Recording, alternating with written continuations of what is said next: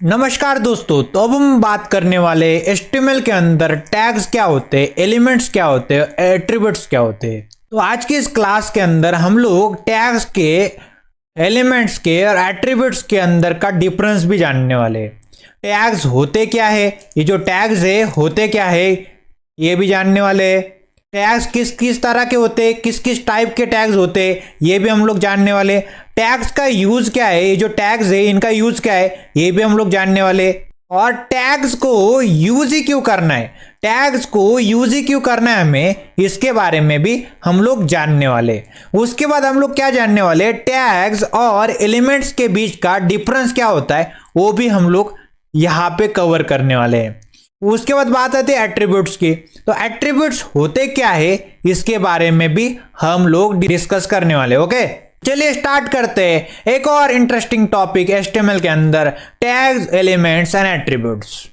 Tags होता क्या है दोस्तों, अगर आपसे कोई क्वेश्चन पूछे, क्या क्वेश्चन पूछे, टैग्स होता क्या है। Okay what is the meaning of tag. Okay tag एक क्या है, बेसिकली टैग एक मार्कअप एंटिटी। ओके टैग क्या है, बेसिकली एक मार्कअप एंटिटी।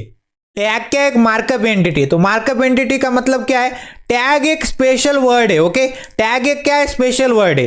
टैग कैसा स्पेशल वर्ड है, टैग की मदद से क्या हो सकता है, टैग की हेल्प से हम लोग क्या कर सकते हैं, अपने कंटेंट को, आपका कंटेंट क्या हो सकता है, आपकी इमेज हो गई, ये कंटेंट बन गया। ओके टेक्स्ट हो गया, पैराग्राफ हो गया, फॉर्म हो गया, लिस्ट हो गया, हेडिंग हो गया, वीडियो हो गया, ऑडियो हो गया, ये सारा का सारा आपका कंटेंट है। समझ में आ रहा है, टैग क्या एक स्पेशल वर्ड है और टैग की मदद से आप क्या कर सकते हैं, अपने कंटेंट को, आपका कंटेंट क्या है, ये सब कुछ आपका कंटेंट है। आपके कंटेंट को क्या कर सकते हैं, आप स्ट्रक्चर प्रोवाइड कर सकते हैं। ओके आपके कंटेंट को टैग की मदद से, स्पेशल वर्ड की मदद से स्ट्रक्चर प्रोवाइड करा सकते हैं। क्या प्रोवाइड कर सकते हैं, स्ट्रक्चर दे सकते हैं, प्रोवाइड कर सकते हैं स्ट्रक्चर। समझ में आ रहा है आपको, या फिर इसको बोल सकते हैं, या तो स्ट्रक्चर प्रोवाइड कर सकते हैं या फिर मीनिंग प्रोवाइड कर सकते हैं, या तो मीनिंग दे सकते हैं या फिर स्ट्रक्चर दे सकते हैं। समझ में आ रहा है आपको। दूसरी बात क्या है, फॉर्मेट कर सकते हैं, मतलब एक फॉर्मेटिंग कर सकते हैं। समझ में आ रहा है आपको। तो आपको क्या समझ में आ रहा है, टैग एक क्या है, टैग एक मार्कअप एंटिटी है, टैग एक क्या स्पेशल वर्ड है।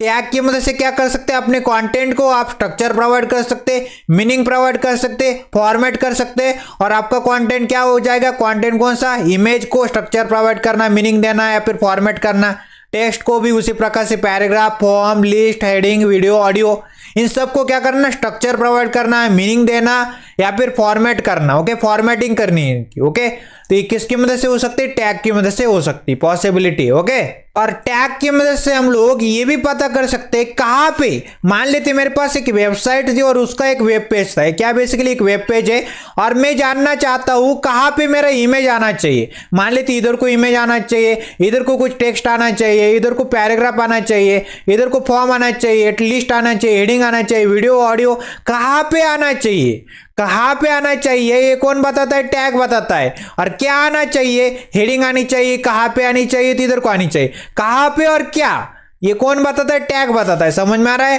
क्या आना चाहिए, हेडिंग आनी चाहिए, H1 नाम की हेडिंग, और कहाँ पे आनी चाहिए, मान लेते इधर को आनी चाहिए। समझ में आ रहा है, तो कहाँ पे और क्या का जवाब कौन देता है, टैग देता है। समझ में आ रहा है आपको।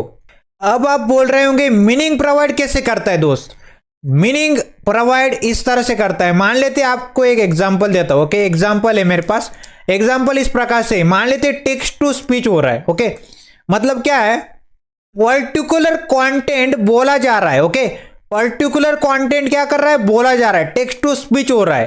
तो टैग का इस्तेमाल कैसे होगा, इधर को हम लोग यहां पे क्या करेंगे, कुछ इस प्रकार के वर्ड्स का इस्तेमाल करेंगे जिसके ऊपर एम्फसाइज ज्यादा दे रहे, जोर ज्यादा दे रहे, क्योंकि हम लोग टेक्स्ट टू स्पीच कर रहे हैं ना।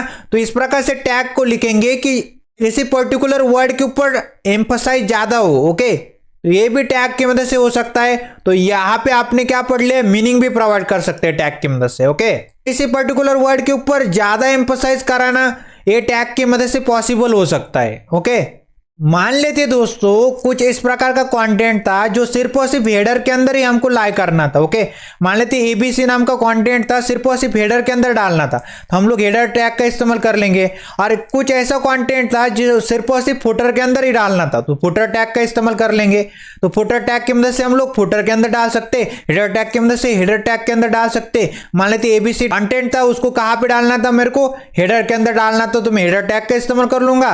और फुटर के अंदर XYZ नाम का कंटेंट को डालना तो फुटर टैग का इस्तेमाल कर लूंगा। और जो भी मेन कंटेंट है ओके, तो उसके लिए मैं मेन टैग का इस्तेमाल कर लूंगा। मान लेते पैराग्राफ टैग का मैं इस्तेमाल कर लूंगा। इस प्रकार समझ में आ रहा है? तो इस तरह से हम लोग पर्टिकुलर किसी पर्टिकुलर चीज को कहाँ पे डालना है। ओके, तो यहाँ पे हेडर के अंदर जो डालना था एबीसी, और यहाँ पे फुटर के अंदर डालना था XYZ। तो इस तरह से हमने अलग अलग तरह के टैग्स को यहाँ पे यूज किया, जैसे कि हेडर टैग और फुटर टैग। ओके, समझ में आ रहा है आपको? कंटेंट के हिसाब से ओके, टैग्स की मदद से हम लोग फॉर्मेटिंग भी करते हैं। ओके, फॉर्मेटिंग प्रोवाइड करता है, जैसे कि आपको अंडरलाइन करना है। ओके, मान लेते यहाँ पे कुछ टेक्स्ट था, यहाँ पे एबीसी और XYZ और इस प्रकार से था। मान लेते XYZ के नीचे मेरे को अंडरलाइन लगानी, तो मैं कर पाता हूँ। ओके, यहाँ पे कर पाता हूँ, इसकी मदद से टैग्स की मदद से कर पाता। तो अगर आपको फॉर्मेटिंग करनी है और कैसी फॉर्मेटिंग, अंडरलाइन लगानी है, तो आप लगा पाते टैग्स की मदद से। तो अगर आपको बोल्ड करना है, मान लेते मेरे को एबीसी को क्या करना है, बोल्ड करना है, तो आप लोग कर पाते टैग्स की मदद से। तो यहाँ पे बोल्ड टैग का इस्तेमाल करेंगे तो हो जाएगा। अगर आपको एबीसी को क्या करना है, इटैलिक करना है। ओके, इस तरह से करना है, तो आप लोग इटैलिक भी कर सकते हैं टैग्स की मदद से। समझ में आ रहा है? तो फॉर्मेटिंग भी कर सकते हैं आप लोग टैग्स की मदद से। हमारे पास डिफरेंट टाइप के टैग्स होते हैं, जैसे कि सिमेंटिक। पहला क्या होता है, सिमेंटिक या फिर मीनिंग प्रोवाइड करने वाले टैग्स। ओके, और दूसरे कौन से होते हैं, स्ट्रक्चर प्रोवाइड करने वाले टैग्स। ओके, स्ट्रक्चर प्रोवाइड करने वाले टैग। और तीसरे कौन से होते हैं, फॉर्मेटिंग प्रोवाइड करने वाले टैग्स। तो चलिए इनके एग्जाम्पल देखते हैं। अब सिमेंटिक टैग्स की बात करें तो हमारे पास बहुत सारे टैग्स हैं, जैसे कि H1 से H6। ओके, H1 नाम की हेडिंग से H6 नाम की हेडिंग तक। ओके, उसके बाद पैराग्राफ टैग है, उसके बाद एंकर टैग है लिंक देने के लिए, अनऑर्डर लिस्ट है, ऑर्डर लिस्ट है, टेबल टैग है। ओके, टेबल की रो देने के लिए TR टैग, टेबल का डेटा देने के लिए TD टैग, इमेज लगाने के लिए IMG टैग, फॉर्म लगाने के लिए फॉर्म टैग, इनपुट देने के लिए इनपुट फील्ड लगाने के लिए इनपुट टैग। इस प्रकार के ये क्या बेसिकली सिमेंटिक टैग्स है। ओके, और स्ट्रक्चर की बात करें, स्ट्रक्चर प्रोवाइड करने वाले टैग की बात करें तो HTML का रूट टैग है। Okay, head tag, body tag.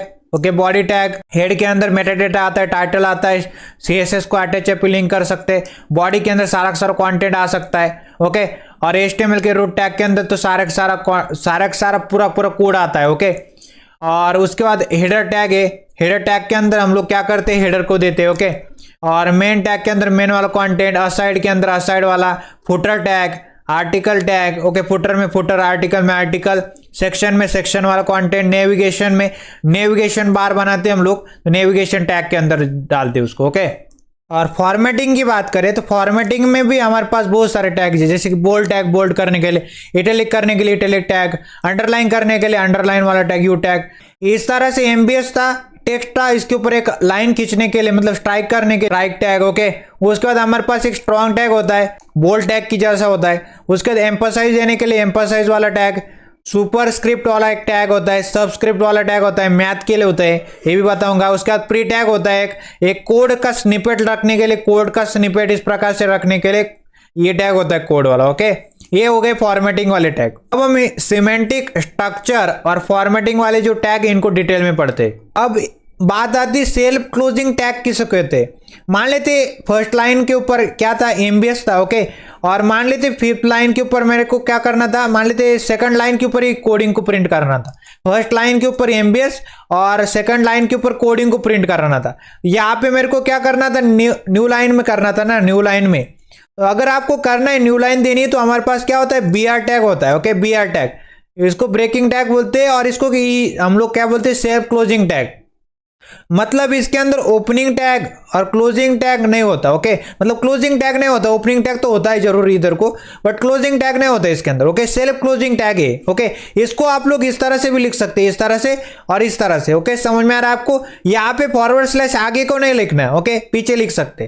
तो आपको क्या समझ में आ रहा है आपको, ये सेल्फ क्लोजिंग टैग होता है। Okay, BR tag new line देता है। ओके, तो चलते हैं हमारे VS कोड के अंदर और semantic tag. Okay, semantic tag, structure वाले टैग, सेल्फ क्लोजिंग टैग और फॉर्मेटिंग वाले टैग्स को हम प्रैक्टिकली देखते हैं। ओके, और लेक्चर 2 नाम के फोल्डर के अंदर आने के बाद मैं एक न्यू फाइल क्रिएट करूंगा। न्यू फाइल के बाद यहाँ पे क्या लिखने वाले हम लोग, index.html नाम की फाइल क्रिएट करने वाले। index.html नाम की फाइल मैंने क्रिएट कर दी, Ctrl+C से इसको खिसका दिया इधर को। और हम लोग यहाँ पे क्या करने वाले, बॉयलर प्लेट कोड को जनरेट कर लेने वाले। तो यहाँ पे एक्सप्लेनेशन मार्क दबाएंगे तो बॉयलर प्लेट कोड जनरेट होके आ गए। ओके, एक्सप्लेनेशन मार्क और एंटर दबा दिया तो मेरे पास बॉयलर प्लेट कोड जनरेट होके आ गए। और टाइटल का नाम रखने वाले लेक्चर 2 नाम का टाइटल हम लोग रखने वाले। ओके, और बॉडी टैग के अंदर आ जाते हैं और बॉडी टैग के अंदर हम लोग सारा का सारा कोड हम लोग यहाँ पे करने वाले। ओके, जो भी हम लोग हमने बताया आपको 3 है, तो सिमेंटिक, स्ट्रक्चर और सेल्फ क्लोजिंग टैग और फॉर्मेटिंग, जितने भी टैग्स है उनको प्रैक्टिकली इधर को देखेंगे हम लोग। अब हम बात करते हैं H1 नाम की हेडिंग कैसे जनरेट होती है। ओके, तो H1 नाम की हेडिंग को जनरेट करने के लिए H1 नाम की हेडिंग बनाई। ओके, यहाँ पे फिर से बता दो क्या लिखना है आपको, इस तरह से H1 लिखना है और यहाँ पे इस तरह से हेडिंग बना देनी है। और हेडिंग के अंदर क्या टेक्स्ट डालना चाहेंगे, मान लेते मैं टेक्स्ट डालना चाहता हूँ this is my first heading. This is my first heading नाम की हेडिंग मैंने बना दी। ओके, Ctrl+S करते और यहाँ पे इसको क्या करते, ब्राउजर के अंदर खोलने के लिए राइट क्लिक करेंगे और ओपन विद लाइव सर्वर कर देंगे तो ये ब्राउजर के अंदर खोल देगी। ओके, ये देखिए मेरे पास this is my first heading आ रही है। ओके, ब्राउजर के अंदर खुल चुकी है। अब हम बात करते हैं S2 नाम की हेडिंग की। ओके, S2 लिखेंगे।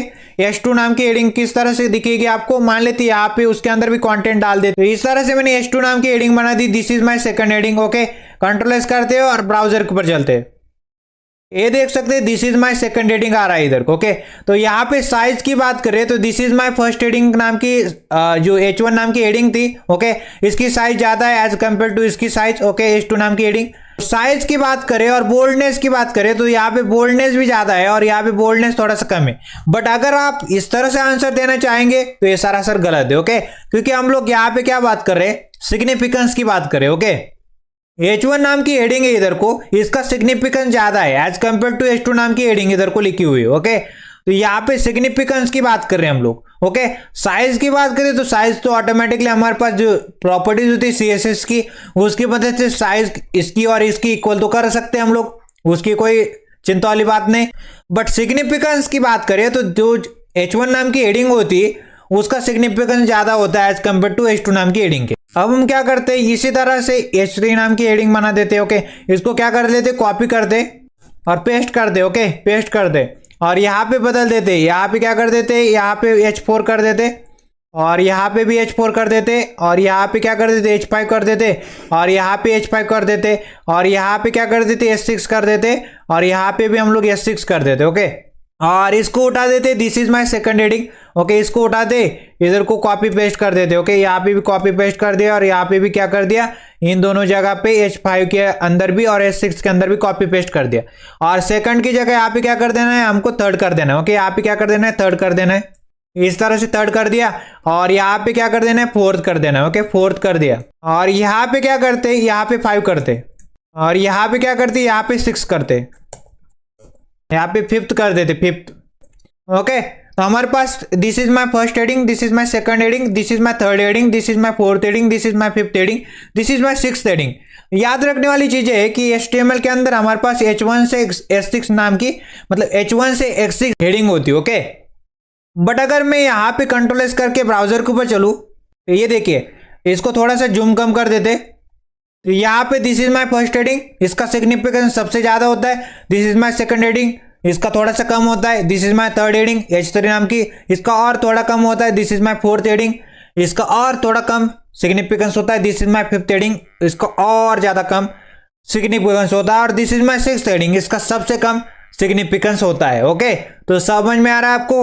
तो H1 नाम की जो हेडिंग है, this is my first heading, इसका सिग्निफिकेंस सबसे ज्यादा है। ओके, अगर मैं एक और हेडिंग S7 नाम की क्रिएट करूं इधर को और एक और हेडिंग क्रिएट कर दूं H8 नाम की। ओके, H8 नाम की, और इसके अंदर कुछ कंटेंट डालने की कोशिश करूं H7 नाम की हेडिंग के अंदर, तो मान लेते मैं इधर को कंटेंट डाल देता हूं, फिर कॉपी पेस्ट कर देते, this is my second heading की जगह यहाँ पे this is my 7th heading कर देते। Okay, 7th heading, this is my 7th heading कर दिया और इधर को this is my 8th heading कर दिया। This is my 8th heading इधर को कर दिया, Ctrl+S किया, ब्राउजर के ऊपर चल के दिखाओ तो यहाँ पे गजब की चीज दिखाओ आपको। यहाँ पे कम जूम कर देते और अब देखिए, अब यहाँ पे this is my 6th heading तक ये देखिए, और इधर को अच्छे से देखने की कोशिश करें, this is my 7th heading और this is my 8th heading. इसका मतलब क्या है दोस्तों, हमारे पास H1 से H6 तक की हेडिंग होती है HTML के अंदर, ओके। बट ये जो H7 नाम की हेडिंग और H8 नाम की जो हेडिंग है, ये हेडिंग नहीं, ये एक्चुअल में पैराग्राफ है, ओके।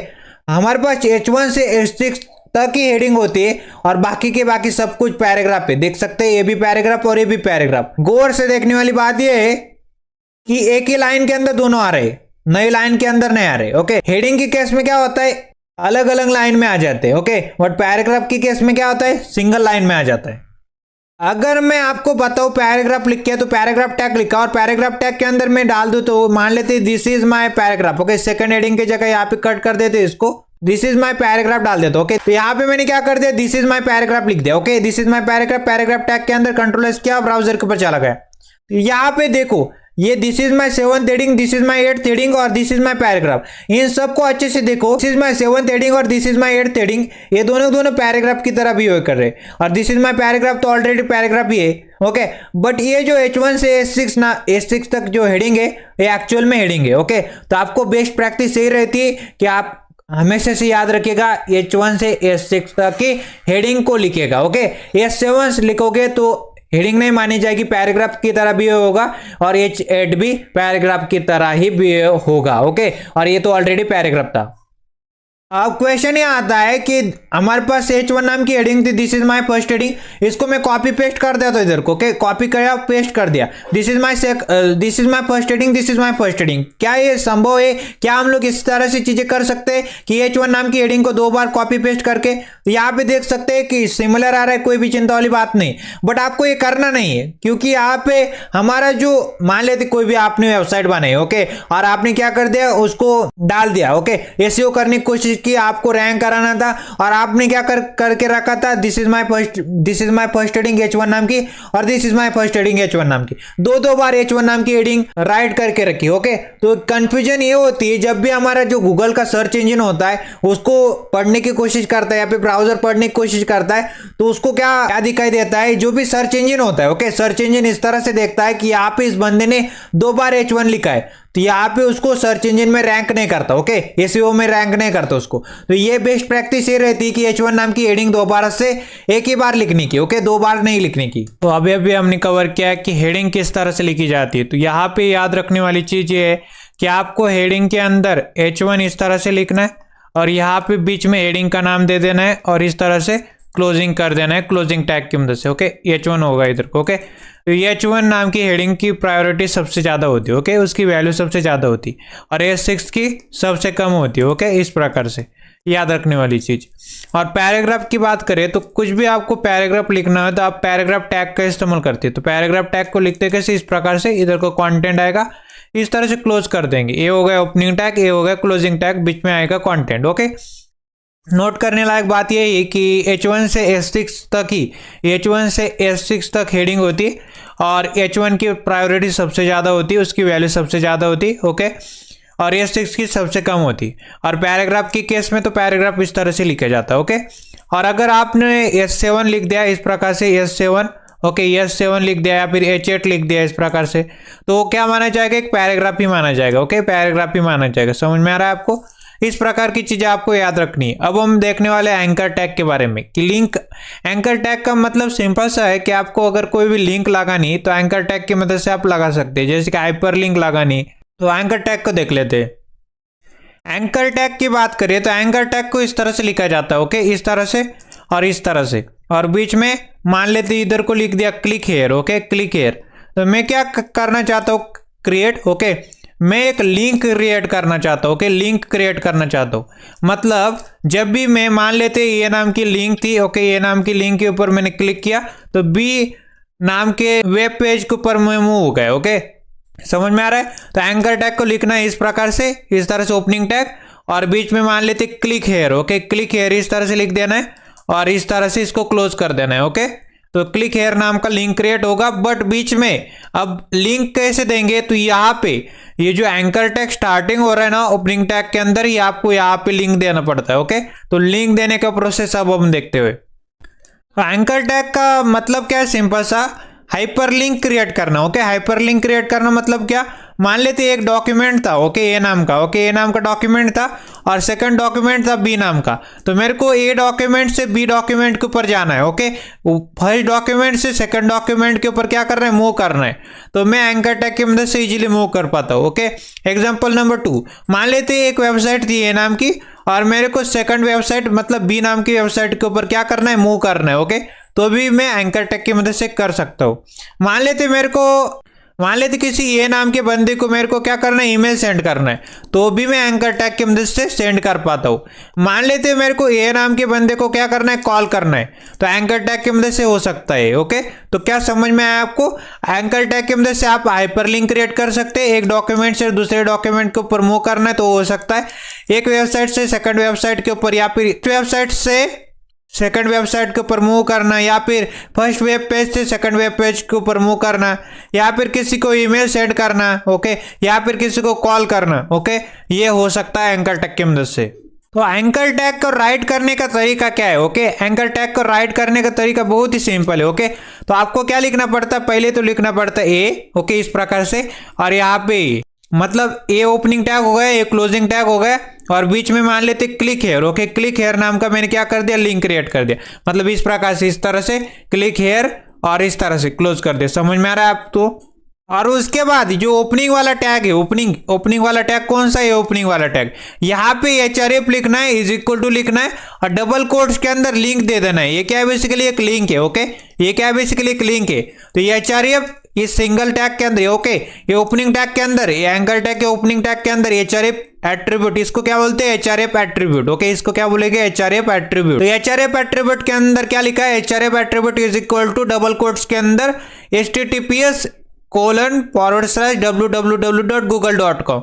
मतलब क्लिक हेयर नाम के बटन के ऊपर जैसे, क्लिक हेयर नाम की लिंक के ऊपर जैसे क्लिक करेंगे तो हम लोग कहाँ पे जाने वाले, गूगल के ऊपर जाने वाले। ओके, तो इसको प्रैक्टिकली देखते हैं। तो आपको समझ में आया क्या लिखना है, आपको href एट्रीब्यूट के अंदर लिंक देनी, इसको एट्रीब्यूट बोलेंगे, एट्रीब्यूट भी पढ़ेंगे। अभी के लिए जान लीजिए कि href नाम का एट्रीब्यूट है।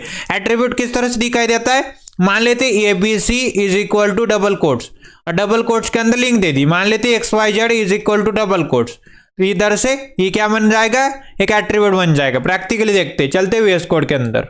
अब हम बात करते हैं एंकर टैग की। ओके, एंकर टैग की बात करें ना, तो एंकर टैग को किस तरह से लिखा जाता है, यहाँ पे आपको क्या करना पड़ता है, इधर को इस तरह से और यहाँ पे इस तरह से। ओके, मतलब मैंने क्या कर दिया, यहाँ पे ओपनिंग टैग क्रिएट किया, ओके, ए नाम का, और क्लोजिंग टैग क्रिएट किया ए नाम का। ओके, तो ये बेसिकली एंकर टैग को लिखने का तरीका है। ओके, और मान लेते बीच में मैं क्या डाल देता हूँ, मान लेते क्लिक हेयर डाल देता हूँ। ओके, क्लिक हेयर डाल देता हूँ, तो यहाँ पे कौन सी नाम की लिंक क्रिएट होने वाली है, एंकर टैग क्या करके देता है, लिंक क्रिएट करता है, हाइपर लिंक क्रिएट करता है। ओके, क्लिक हेयर नाम की, बेसिकली जैसे ही क्लिक हेयर के ऊपर क्लिक करो तो कहाँ पे मूव हो जाओ, अब कंट्रोल एस करते ब्राउजर के ऊपर चलते देख सकते हैं यहाँ पे क्लिक हेयर आ रहा है। ओके, अभी इसके ऊपर कोई भी लिंक क्रिएट नहीं हुई।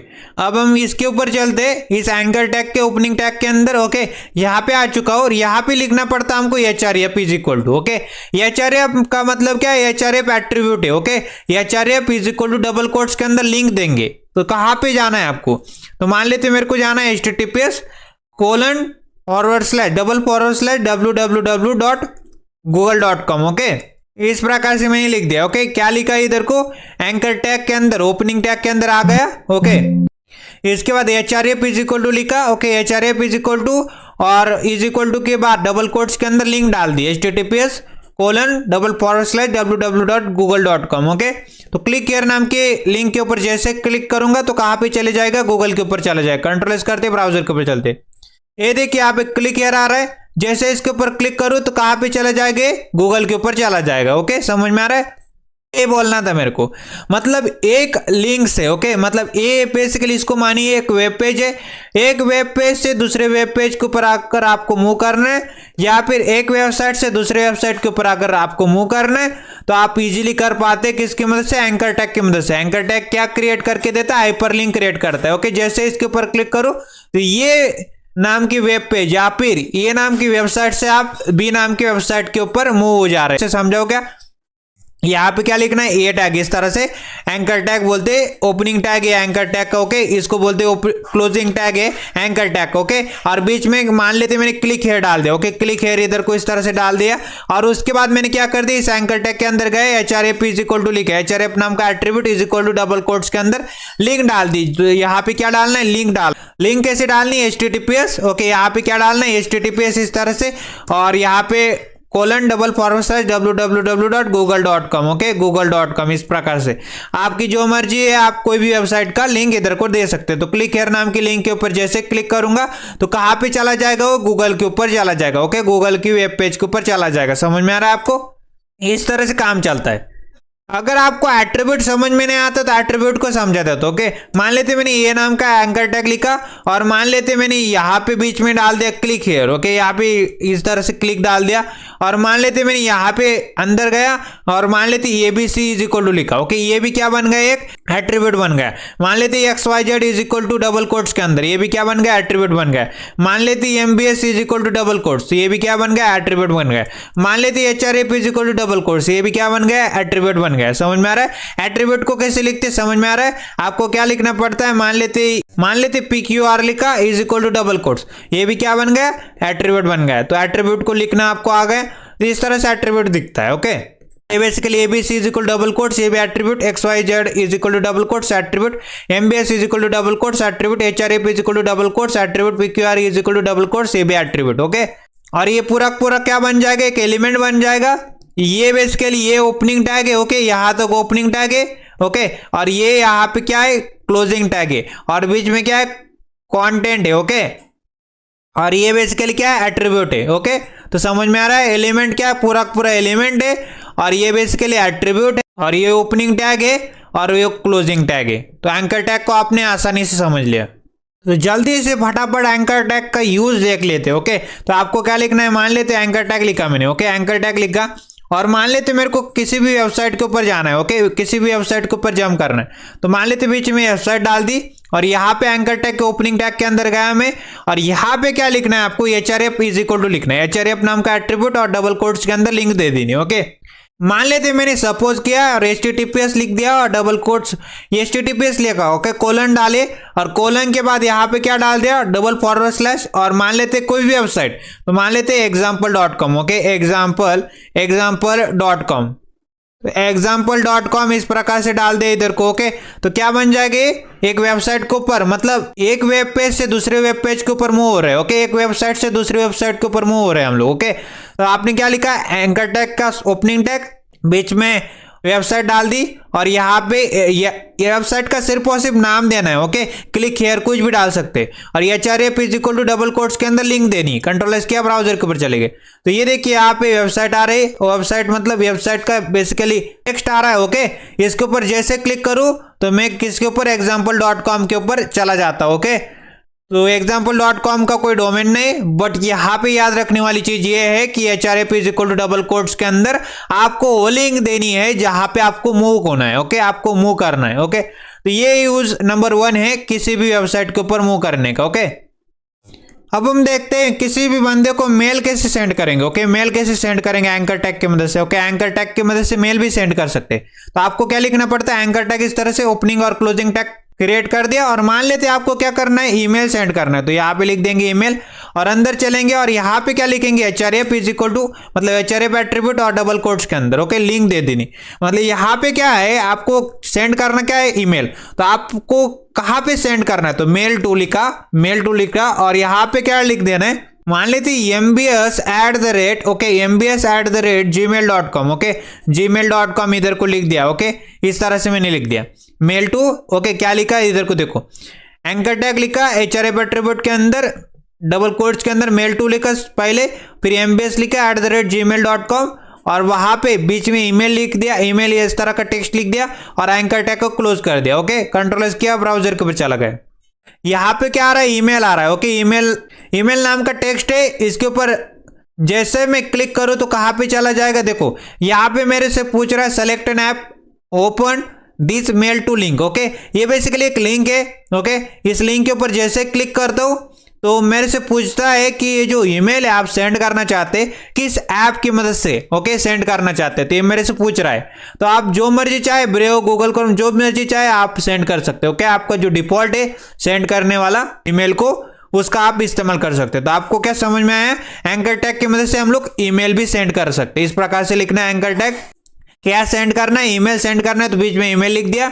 और याद रखने वाली चीज है, एंकर टैग के अंदर एचआरएफ एट्रीब्यूट होता है, इसके अंदर आपको इज इक्वल टू लिखना है, डबल कोट्स के अंदर आपको लिंक दे देनी है। ओके, इस तरह से मेल टू और कोलन, और यहाँ पे किसको सेंड करना है, तो mbs@gmail.com इस तरह से लिख दिया। ओके, तो मेल भी सेंड करने का तरीका भी देख लिया। ओके, और वेबसाइट मूव मतलब हाइपरलिंक भी क्रिएट करके देखा। ओके, इसको बोलेंगे हाइपरलिंक। ओके, हाइपरलिंक क्रिएट कर दिया। मेल भी सेंड करने का तरीका देख लिया। अब हम कॉल करने का तरीका देखते हो क्या, एंकर टैग की मदद से। तो आपको क्या लिखना है, एंकर टैग इस तरह से। ओके, इस तरह से लिख दिया, ओपनिंग और क्लोजिंग टैग, और क्या करना है आपको, फोन। ओके, मतलब कॉल करना है, तो यहाँ पे बीच में फोन लिख दिया। तो किस नाम से लिंक क्रिएट होगी, फोन नाम से लिंक क्रिएट होगी। और इस एंकर टैग के अंदर चले गए और एचआरएफ एट्रीब्यूट लिखा। Okay, HRF is equal to, मतलब एचआरएफ नाम का attribute is equal to double quotes के अंदर लिंक दे देंगे।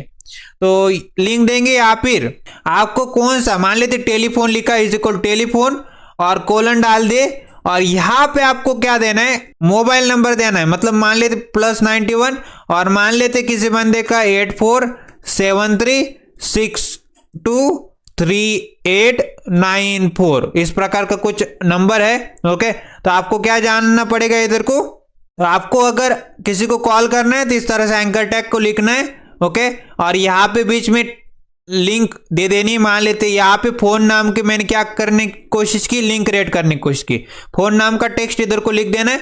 और यहाँ पे अंदर आपको HRF is equal to double quotes के अंदर आपको क्या करना है, HRF is equal double quotes के अंदर टेलीफोन और कोलन और +91 आपका जो मोबाइल नंबर है आप दे देंगे। ओके, जिसको कॉल करना है उसका। ओके, कंट्रोल एस किया और ब्राउजर के ऊपर चला गए, फोन नाम की लिंक क्रिएट हुई। इसके ऊपर जैसे क्लिक करूंगा और ये मेरे से पूछ रहा है open pick an application. Okay, आप किस की मदद से कॉल करना चाहते हो। ओके, तो एप्लीकेशन का नाम इधर को बोल देंगे।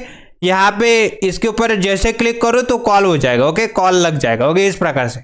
तो अगर आपको क्या करना है, हाइपरलिंक क्रिएट करनी, मतलब एक वेब पेज से दूसरे वेब पेज की मदद, वेब पेज के ऊपर मूव होना है तो इस प्रकार से करेंगे।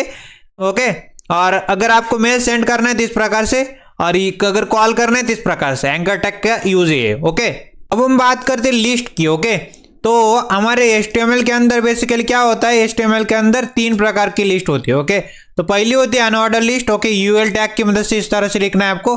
दूसरी होती है ऑर्डर लिस्ट। ओके, इस प्रकार से OL टैग की मदद से। और अगर आपको डिस्क्रिप्शन लिस्ट, तीसरा नंबर का क्या है, डिस्क्रिप्शन लिस्ट। ओके, तो ये भी बताऊंगा। तो हमारे पास 3 लिस्ट है बेसिकली HTML के अंदर, एक अनऑर्डर लिस्ट, एक ऑर्डर लिस्ट, एक डिस्क्रिप्शन लिस्ट। तो लिस्ट की बात करें तो लिस्ट किस तरह से दिखाई देती है, तो पहले हम लोग पढ़ने वाले unordered list. Okay, unordered list पढ़ते, तो लिस्ट में पहला अनऑर्डर लिस्ट किस तरह दिखाई देगा, यहाँ पे लिखना है अनऑर्डर लिस्ट का टैग, इस तरह से UL टैग, इसके अंदर चला जाना है। ओके, तो यहाँ पे अनऑर्डर लिस्ट के अंदर आने के बाद आपको लिखने पड़ते लिस्ट आइटम। ओके, तो कितने लिस्ट आइटम, मतलब कितने आइटम आना चाहते हैं आपकी लिस्ट के अंदर।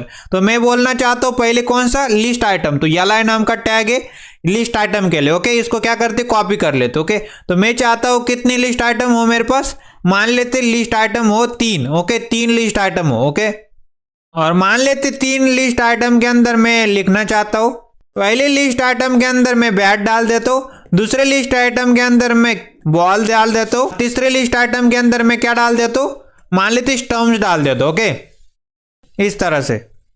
तो आपको क्या समझ में आया, यहाँ पे अनऑर्डर लिस्ट लिखनी है। ओके, ऑर्डर लिस्ट लिखनी है, और अनऑर्डर लिस्ट के अंदर बेसिकली इस तरह से UL टैग का मतलब होता है अनऑर्डर लिस्ट। ये बेसिकली क्या है, अनऑर्डर लिस्ट का ओपनिंग टैग। ओके, और ये अनऑर्डर लिस्ट का क्लोजिंग टैग है। और इसके अंदर अनऑर्डर लिस्ट के अंदर क्या है, बेसिकली लिस्ट आइटम है। तो YLI नाम का टैग लिखना है, और यहाँ पे पहला लिस्ट आइटम बैट है, दूसरा लिस्ट आइटम बॉल है, तीसरा लिस्ट आइटम स्टम्प्स है। कंट्रोल एस करते हैं, ब्राउजर के ऊपर चल दे। ये देखिए लिस्ट आइटम के अंदर बैट बॉल स्टम्प्स आ रहा है, और यहाँ पे बेसिकली इसके आगे इस तरह का साइन आ रहा है। ओके, ये भी बताऊंगा क्या होता है, बट यहाँ पे लिस्ट आइटम के अंदर हमारे अनऑर्डर लिस्ट के अंदर बैट बॉल स्टम्प्स आ रहा है। ओके, अगर बात करें ऑर्डर लिस्ट की, तो ऑर्डर लिस्ट किस तरह से दिखाई देता है, मान लेते हैं मैंने ओएल टैग लिखना है, ओएल टैग के अंदर चला जाना है, मतलब order list. Okay, order list के अंदर चला गया और यहाँ पे जाने के बाद मेरे को क्या लिखना है, बेसिकली लिस्ट आइटम लिखने। ओके, लिस्ट आइटम, इस तरह से लिस्ट आइटम क्रिएट कर दिया और यहाँ पे मैंने क्या कर दिया, उसको इस तरह से लिख दिया। ओके, और इस ऑर्डर लिस्ट के अंदर भी 3 लिस्ट आइटम है, तो फर्स्ट लिस्ट आइटम मान लेते फर्स्ट लिस्ट आइटम है एप्पल। ओके, और मान लेते सेकंड लिस्ट आइटम है यहाँ पे मैंगो। ओके, और मान लेते थर्ड लिस्ट आइटम यहाँ पे क्या है, बेसिकली मान लेते ग्रेप्स। ओके, इस प्रकार से तो मैंने ऑर्डर लिस्ट बना दी एप्पल मैंगो ग्रेप्स नाम की, मतलब इसके अंदर ऑर्डर लिस्ट है, ऑर्डर लिस्ट के अंदर लिस्ट आइटम है, first list item Apple, second mango, third grapes. Okay, control S करते ब्राउजर के ऊपर चलते, तो यहाँ पे 1 2 3 और फर्स्ट लिस्ट आइटम एप्पल है, second list item mango, third list item grapes. ये क्या है, बेसिकली ये ऑर्डर लिस्ट है। और यहाँ पे डॉटेड वाली चीज है, इसको बोलते हैं dotted, bat first list item, second ball, third stumps. और ये बेसिकली क्या है, अनऑर्डर लिस्ट है, और ये बेसिकली क्या है, ऑर्डर लिस्ट है। समझ में आ रहा है आपको?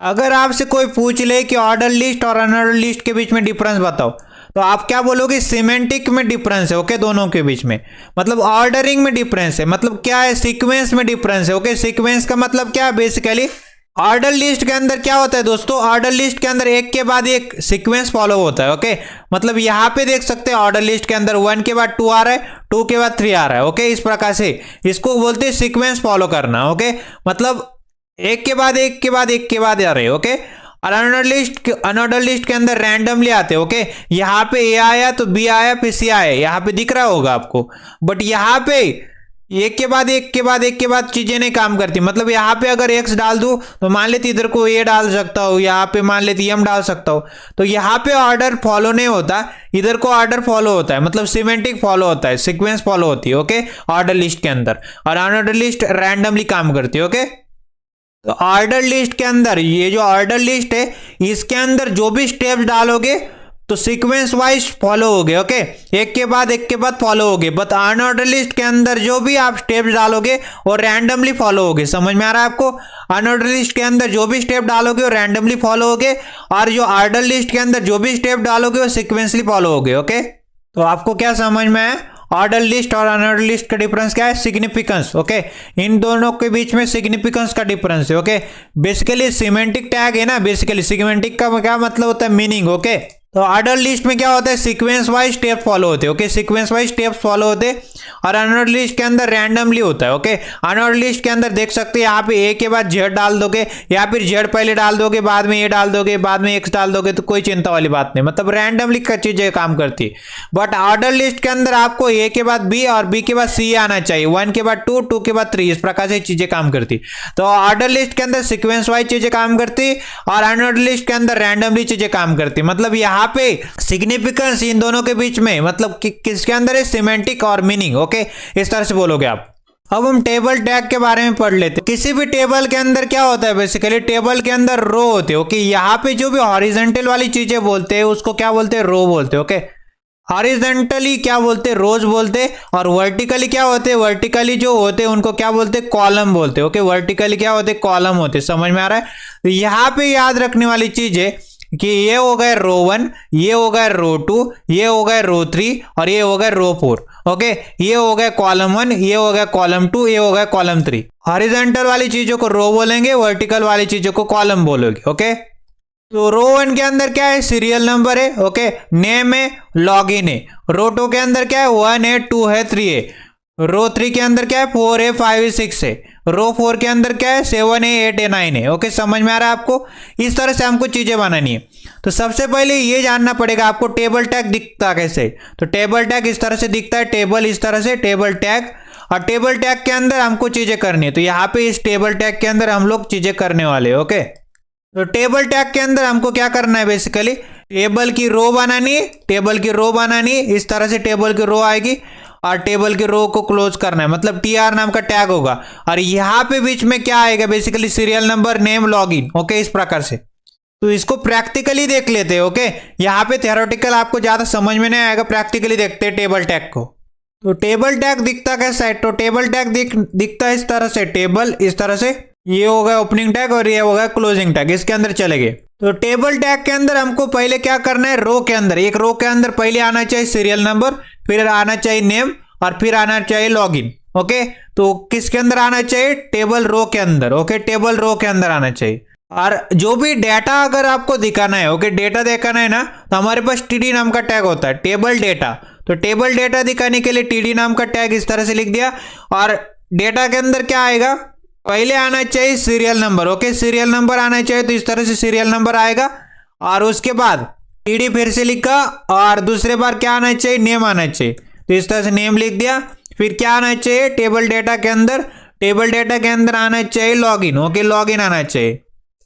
कंट्रोल एस करते ब्राउजर के ऊपर चलते, तो फर्स्ट रो के अंदर सीरियल नंबर आ रहा है, मतलब फर्स्ट रो लिखा, रो लिखा टीआर टैग की मदद से, फर्स्ट रो के अंदर serial number, name, login. Okay, row के अंदर। अब second row, third row, fourth row इस तरह से क्रिएट करनी है हमको। फिर से टीआर टैग लिखेंगे, टीआर टैग, और यहाँ पे इसको क्या करते, यहाँ पे एक और टीआर टैग करते। ओके, टीआर टैग लिखते और यहाँ पे एक और टीआर टैग क्रिएट करते। तो 3 टीआर टैग है हमारे पास। और यहाँ पे इस टीआर टैग के अंदर चलते, यहाँ पे टीडी लिख लेते। ओके, टीडी और एक और टीडी लिख लेते इस तरह से, और एक और यहाँ पे टीडी कर लेते हैं, यहाँ पे एक और टीडी। ओके, और यहाँ पे आने के बाद हम लोग क्या करने वाले, यहाँ पे लिखने वाले 1, और नीचे आने के बाद यहाँ पे करने वाले 2। ओके, यहाँ पे 2 करने वाले, यहाँ पे 3। ओके, अब हम क्या करते, इसको कॉपी करते। ओके, इसको क्या करते, कॉपी कर दे और यहाँ पे दूसरे टीआर के अंदर आ जाते और यहाँ पे पेस्ट कर देते। ओके, यहाँ पे क्या कर दिया, मैंने पेस्ट कर दिया, और यहाँ पे भी मैंने क्या कर दिया, उसको पेस्ट कर दिया। यहाँ पे बदलना क्या है हमको, यहाँ पे 4 कर देना है, यहाँ पे 5 कर देना है, और यहाँ पे 6 कर देना है, यहाँ पे 7 कर देते। ओके, यहाँ पे 7 कर दिया, यहाँ पे 8 कर दिया, और यहाँ पे 9 कर दिया। समझ में आ रहा है आपको, कुछ चीजें मैंने आपको अच्छे से समझाई। यहाँ पे अच्छे से देखिए, पहले टेबल टैग बनाया, टेबल टैग के अंदर टेबल रो बनाई, टेबल रो फर्स्ट रो के अंदर क्या आना चाहिए, table data. Okay, table row के अंदर आपको बनाना पड़ता है टेबल डेटा, और टेबल डेटा के लिए टीडी टैग, पहले सीरियल नंबर आना चाहिए, नेम आना चाहिए, फिर लॉगिन आना चाहिए। फर्स्ट रो की बात खत्म हो गई, फिर सेकंड रो के अंदर चले गए, टीआर लिखो, फिर टीडी लिखो, और टीडी के अंदर सेकंड रो के अंदर क्या आना चाहिए, 1 2 3 आना चाहिए। ओके, और उसके बाद हमने थर्ड रो की बात करी, तो थर्ड रो के अंदर क्या टेबल डेटा आना चाहिए, 4 5 6 आना चाहिए। और हमने फिर फोर्थ रो की बात करी, और फोर्थ रो के अंदर क्या टेबल डेटा आना चाहिए, 7 8 9 आना चाहिए। कंट्रोल एस किया, ब्राउजर के ऊपर चले, ये देखिए हमारे पास serial number, name, login first row के अंदर, फिर 1 2 3 सेकंड रो के अंदर, 4 5 6 थर्ड रो के अंदर, 7 8 9 फोर्थ रो के अंदर। तो यही खेल होता है। तो यहाँ पे अगर आपको रिवाइज करा दो किस तरह से होगा खेल, तो टेबल टैग लिखना है आपको, टेबल टैग के अंदर यहाँ पे टेबल रो लिखना है, और टेबल रो को मान लेते मेरे को कितने रो क्रिएट करने, तो मेरे को मान लेते 4 रो क्रिएट करने, तो इस तरह से 4 बार कॉपी पेस्ट कर देना है। फर्स्ट टेबल रो के अंदर चलना है क्या, टेबल डेटा, यहाँ पे टेबल डेटा इस तरह से, इसको क्या करते, कॉपी कर दे, यहाँ पे पेस्ट कर देते, यहाँ पे पेस्ट कर देते। तो फर्स्ट रो के अंदर कितना टेबल डेटा आना चाहिए, तो यहाँ पे आना चाहिए पहले तो सीरियल नंबर आना चाहिए। ओके, सीरियल नंबर इस तरह से सीरियल नंबर आना चाहिए, उसके बाद नेम आना चाहिए, और मान लेते उसके बाद लॉगिन आना चाहिए। ओके, इस प्रकार से। सेकंड रो के अंदर क्या आना चाहिए, सेकंड रो के अंदर भी टेबल डेटा आना चाहिए। ओके, टेबल डेटा आना चाहिए इस तरह से, इस तरह से, इस तरह से। सेकंड वाले टेबल रो के अंदर क्या आना चाहिए, 1 फिर 2 आना चाहिए, फिर 3 आना चाहिए। ओके, थर्ड वाले टेबल रो के अंदर चला गया, और उसके अंदर भी क्या है, टेबल डेटा है, और टेबल डेटा कौन सा है, मान लेते यहाँ पे 4। ओके, 4 है, फिर 5 है, और मान लेते यहाँ पे 6। ओके, इस प्रकार से। और फोर्थ वाले टेबल रो के अंदर क्या है, टेबल डेटा है। ओके, इस तरह से टेबल डेटा है, और मान लेते कौन सा टेबल डेटा है, यहाँ पे 7 है इसके अंदर, और यहाँ पे 8 है, और यहाँ पे 9 है। कंट्रोल एस करते ब्राउजर के ऊपर चलते, ये देख लीजिए वही आ रहा है serial number, name, login first row के अंदर, सेकंड रो के अंदर 1 2 3, थर्ड रो के अंदर 4 5 6, और फोर्थ रो के अंदर 7 8 9। बहुत ही सिंपल वाला प्रोसेस था। ओके, कम टाइम में किस तरह से टेबल क्रिएट करते देखते। तो मान लेते टेबल लिखा। ओके, टेबल, यहाँ पे ग्रेटर देन का साइन। ओके, और इसके बाद राउंड ब्रैकेट डाल दिए, और मान लेते टेबल के अंदर क्या होनी चाहिए, टेबल रो होनी चाहिए, जैसे ग्रेटर देन का साइन, और यहाँ पे टेबल रो के अंदर भी क्या होना चाहिए, टेबल डेटा होना चाहिए। ओके, तो टेबल डेटा लिखा, और कितना टेबल डाटा होना चाहिए, 3 टेबल डाटा होने चाहिए। ओके, टेबल के अंदर टेबल रो है, टेबल रो के अंदर टेबल डाटा है, और कितने टेबल डाटा है, 3 है। ओके, और उसको भी मल्टीप्लाई कर दो 3 से। ओके, तो ये टेबल रो के अंदर टेबल डाटा 3 बार, तो टेबल रो के अंदर टेबल डाटा आएगा पर 3 आएंगे। ओके, और इसको मल्टीप्लाई कर दे 3 बार, तो यहाँ पे क्या हो जाएगा, खेल ऐसा हो जाएगा, टेबल मतलब पहली टेबल रो, फिर सेकंड टेबल रो, फिर थर्ड टेबल रो। तो जैसे एंटर प्रेस कर दिया तो मेरे पास इस तरह से क्रिएट हो गया। ओके, तो मान लेते फर्स्ट टेबल रो के अंदर कौन सा डेटा था, मान लेते यहाँ पे कुछ भी डाल सकते हैं, मैं 1 डाल देता हूँ। ओके, और यहाँ पे 2 डाल देता हूँ, फिर 3 डाल देता हूँ, फिर यहाँ पे नीचे आ जाता हूँ, यहाँ पे 4 डाल देता हूँ, यहाँ पे 5 डाल देता हूँ, यहाँ पे 6 डाल देता हूँ, फिर यहाँ पे नीचे आता हूँ, और नीचे आने के बाद यहाँ पे 7 डाल देता हूँ, फिर यहाँ पे 8 डाल देता हूँ, फिर यहाँ पे 9 डाल देता हूँ। इस प्रकार से बहुत ही जबरदस्त तरीका है, शॉर्टकट। क्या शॉर्टकट है, बेसिकली इस तरह से लिखा मैंने। ओके, इसको शॉर्टकट किस तरह से बनाया मैंने, इस तरह से बनाया। तो क्या बनाया मैंने, एक टेबल के अंदर एक टेबल है, उसके अंदर क्या है, टेबल रो है। ओके, और टेबल रो के अंदर टेबल डाटा है, डाटा के अंदर 3 डाटा है, और किसके अंदर, टेबल रो के अंदर। और ये जो टेबल रो के अंदर टेबल डाटा और 3 बार है ना, इसको 3 बार और चाहिए मेरे को। एक टेबल था, टेबल के अंदर क्या है, टेबल के अंदर यहाँ पे क्या है, टेबल रो है। ओके, टेबल रो, और टेबल रो के अंदर क्या, टेबल डाटा, और कितने बार है, बेसिकली रिपीट हो रहा है 3 बार, और ये सब कुछ रिपीट हो रहा है, पूरा पूरा ब्रैकेट रिपीट हो रहा है 3 बार। तो इस तरह से कर दिया, एंटर प्रेस किया तो इस तरह से आ जाता है। ओके, अगर 4 बार कर दूं तो 4 बार आ जाएगा। ओके, इस प्रकार से। अगर मैं यहाँ पे 100 बार कर दूं इसको तो 100 बार आ जाएगा। ओके, इस प्रकार से बड़ा सा आ जाएगा। बहुत ही शॉर्टकट बढ़िया तरीका है, इस तरह से याद रखना। ओके, टेबल के अंदर टेबल रो, और टेबल रो के अंदर टेबल डाटा, और कितनी बार है, 3 बार। तो इस तरह से इंटू 3 किया, 3 बार। और ये सब कुछ रिपीट कितनी बार हो रहा है, मान लेते 100 बार हो रहा है। टेबल रो के अंदर टेबल डाटा, टेबल डाटा के अंदर 3 डाटा, तो ये रिपीट हो रहा है 100 बार। तो इस तरह इसको मल्टीप्लाई कर देंगे ब्रैकेट को 100 से, तो 100 बार आ जाएगा। ओके, अगर आपको इमेज लगानी हो, ओके, अगर आपको वेब पेज के अंदर या फिर कोई भी वेबसाइट के अंदर आपको इमेज लगानी, तो हमारे पास कौन सा टैग होता है, img नाम का टैग होता है। ओके, ये सिंगल टैग होता है, इस तरह से लिखना पड़ता है। इसके अंदर आप एक तो src एट्रीब्यूट के अंदर लिंक, मतलब उस इमेज का URL या फिर लोकेशन देंगे। ओके, यहाँ पे src is equal to double quotes, इसको बोलते हैं एट्रीब्यूट। तो एट्रीब्यूट तो ऑलरेडी बता चुका है, मान लेते abc is equal to double quotes, ये भी एट्रीब्यूट बनेगा। xyz is equal to double quotes, ये भी क्या बनेगा, एट्रीब्यूट बनेगा। मान लेते mbs is equal to double quotes, ये भी क्या बनेगा, एट्रीब्यूट बनेगा। समझ में आ रहा है एट्रीब्यूट, ये क्या है, बेसिकली एट्रीब्यूट है। ओके, एट्रीब्यूट्स समझ में आ रहा है आपको, एट्रीब्यूट क्या होते हैं, src is equal double quotes, यहाँ पे लिंक देंगे, यहाँ पे URL देंगे, यहाँ पे लोकेशन देंगे।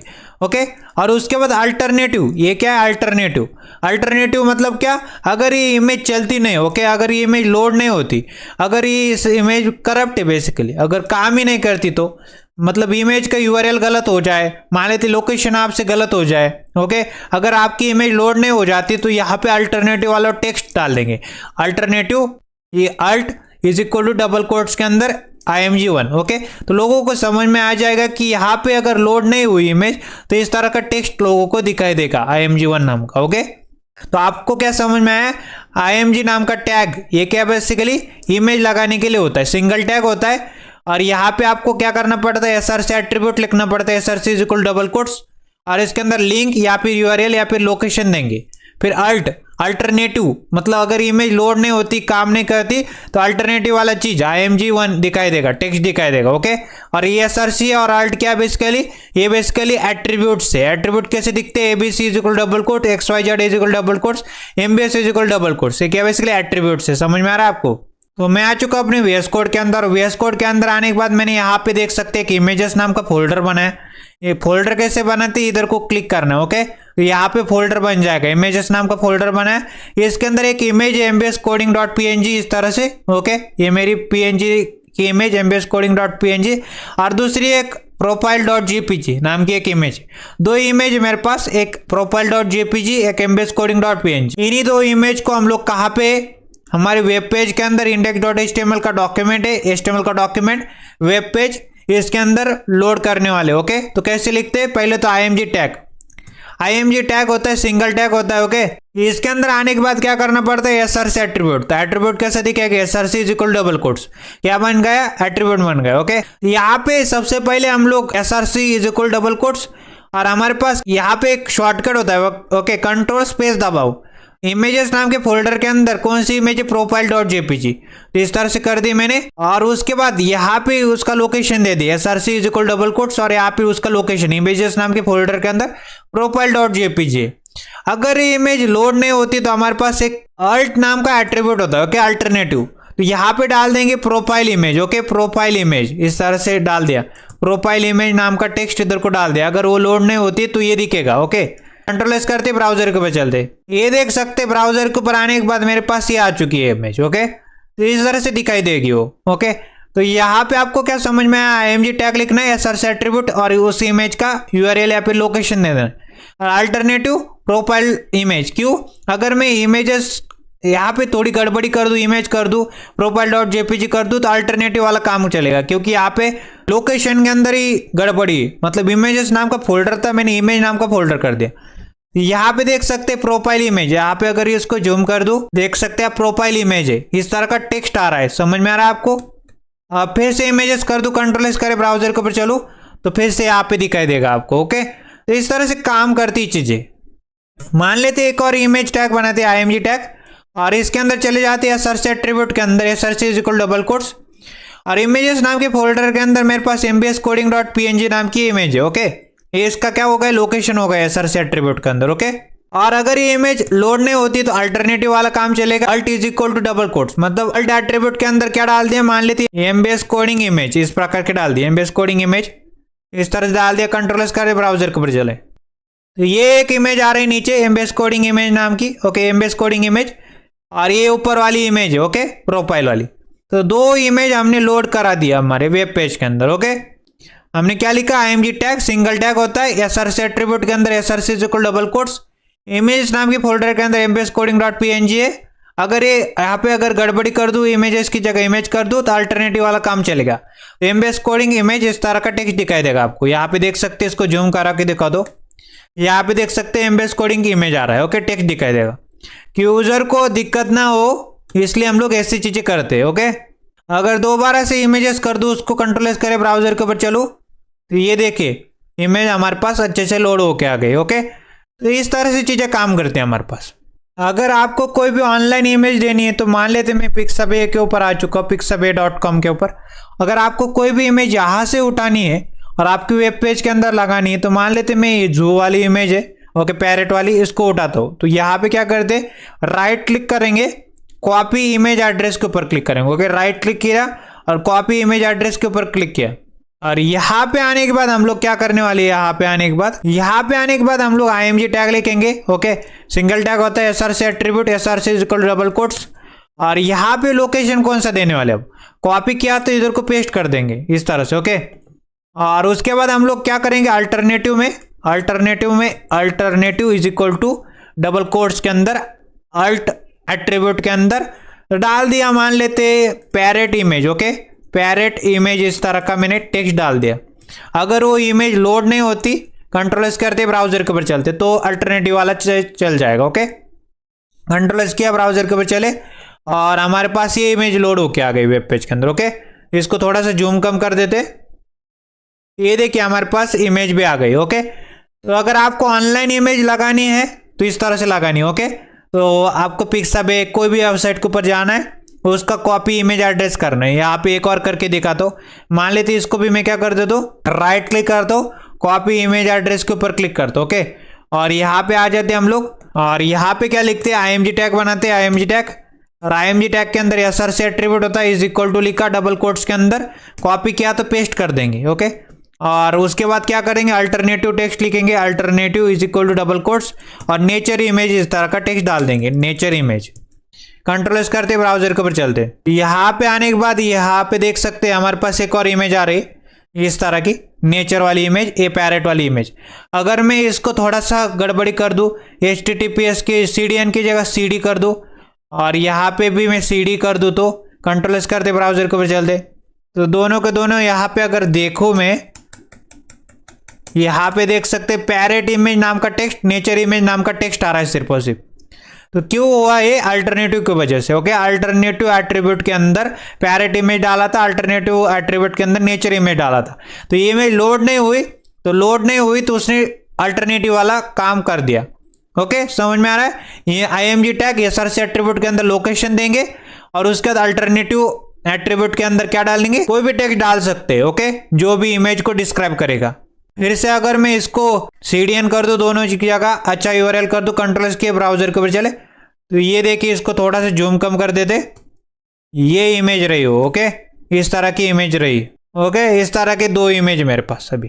तो ये रहा ऑनलाइन वाला तरीका। ओके, तो ऑनलाइन में हमने इस तरह की इमेजेस भी देख लिया हमारे वेब पेज के अंदर किस तरह से लगाई जाती। मान लेते अब स्टाइल एट्रीब्यूट की हम बात करते। तो h1 नाम की हेडिंग है। ओके, h1 नाम की हेडिंग, इसके ऊपर स्टाइल लग जाए, और कौन सी स्टाइल लग जाए? इसका बैकग्राउंड कलर हो जाए एक्वा, ये मैं चाहता हूँ। ओके, h1 नाम की हेडिंग मतलब h1 हेडिंग ये नाम की, इसका बैकग्राउंड कलर क्या हो जाए? एक्वा हो जाए। तो style attribute, style is equal to double quotes के अंदर बैकग्राउंड कलर नाम की प्रॉपर्टी है, और कौन सा हो जाए? एक्वा। तो इसको प्रैक्टिकली अच्छे से समझ में आएगा। चलिए VS कोड के अंदर। तो यहाँ पे आने के बाद क्या करते हैं? मान लेते मैं यहाँ पे आपको एक हेडिंग बनाता हूँ h1 नाम की, इस तरह से h1 नाम की हेडिंग बना दी। मान लेते हेडिंग 1 इस तरह से बना दी, हेडिंग 1 नाम की हेडिंग बना दी, और मैं चाहता हूँ कंट्रोल करे ब्राउजर के ऊपर चला, रिफ्रेश किया, और यहाँ पे हेडिंग 1 आ रहा है। ओके, इस प्रकार से यहाँ पे देख सकते हैं इसका टेक्स्ट कलर ब्लैक है और बैकग्राउंड कलर अभी व्हाइट है। मैं चाहता हूँ h1 नाम की हेडिंग का बैकग्राउंड कलर हो जाए एक्वा। तो मैं इसके अंदर गया h1 नाम के टैग के अंदर। ओके, ओपनिंग टैग के अंदर स्टाइल इज इक्वल टू लिखा, मतलब स्टाइल नाम का क्या है? Basically style is equal to मतलब स्टाइल नाम का एट्रीब्यूट है। समझ में आ रहा है आपको? स्टाइल नाम का एट्रीब्यूट, और इसके अंदर style is equal to double quotes, और इसके अंदर चला गया। और मान लेते बैकग्राउंड कलर नाम की एक प्रॉपर्टी है। ओके, बैकग्राउंड कलर मतलब बैकग्राउंड वाला कलर। ओके, मतलब बैकग्राउंड कलर चेंज हो जाए, किस में हो जाए? बैकग्राउंड कलर सेट हो जाए एक्वा में, बैकग्राउंड कलर चेंज होके एक्वा में चला जाए। ओके, इस तरह से लिखना है आपको, style is equal to double quotes और बैकग्राउंड कलर कोलन, और कौन सा चाहिए? एक्वा हो जाए। कंट्रोल एस करते, ये देखिए हेडिंग 1 का बैकग्राउंड कलर क्या सेट हो गया? एक्वा सेट हो गया, मतलब हमने चेंज कर दिया बैकग्राउंड कलर को एक्वा में। ओके, अगर मैं यहाँ पे येलो कर दूँ तो कंट्रोल एस के ब्राउजर के ऊपर चला, ये देखिए हेडिंग 1 का बैकग्राउंड कलर क्या आ रहा है? येलो आ रहा है। ओके, उसके बाद अभी स्टाइल एट्रीब्यूट की बात करें। स्टाइल एट्रीब्यूट की मदद से स्टाइल दे सकते हैं। Style is equal to double quotes के अंदर प्रॉपर्टी का नाम क्या है? Background colour. बैकग्राउंड कलर नाम की प्रॉपर्टी येलो नाम की वैल्यू, तो बैकग्राउंड कलर हो जाए हेडिंग 1 का क्या हो जाए? येलो हो जाए। फॉर्मेटिंग टैग्स के अंदर पहला जो टैग आता है उसका नाम क्या है? Bold tag. Okay, bold tag नाम का टैग है। तो सबसे पहले ये जानते हैं लॉरेम इप्सम क्या होता है। ओके, लॉरेम इप्सम क्या होता है इसके बारे में जानकारी करते। लॉरेम इप्सम को मान लेते मैंने पैराग्राफ टैग लिखा इधर को। ओके, पैराग्राफ टैग लिखा, और मैं चाहता हूँ मेरे पास है ना कुछ कंटेंट आ जाए, मैं लिखूँ मत, इस तरह से लिखूँ मत, अनप्रोफेशनल लगता है ना। तो मैं चाहता हूँ कुछ कंटेंट बनाया आ जाए। ओके, जैसे बॉयलर प्लेट कोड होता है ना, उसी प्रकार से हमको लिखना है लॉरेम, और कितने वर्ड चाहिए? मान लेते 50 वर्ड्स का मेरे पास पैराग्राफ आ जाए, तो एंटर दबाऊंगा तो मेरे पास 50 वर्ड्स का कंटेंट आ जाएगा। कंट्रोल एस करते ब्राउजर के ऊपर चलते, ये देखिए हमारे पास 50 वर्ड्स का पैराग्राफ आ चुका है। अगर आपको 100 वर्ड्स का पैराग्राफ चाहिए तो यहाँ पे क्या लिखो? लॉरेम 100 लिखो, एंटर दबाओ तो यहाँ पे 100 वर्ड्स का पैराग्राफ आ जाएगा। ओके, यहाँ पे क्या हो जाएगा? 100 वर्ड्स का पैराग्राफ आ जाएगा। समझ गए?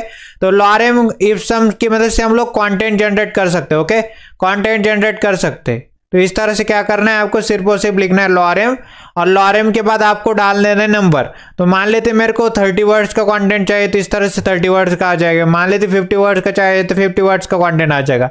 इस तरह से कंटेंट आप जनरेट कर सकते हैं। ओके, तो बोल्ड टैग की बात करते हैं। मान लेते ये जो शब्द लिखा है इसको मेरे को क्या करना है?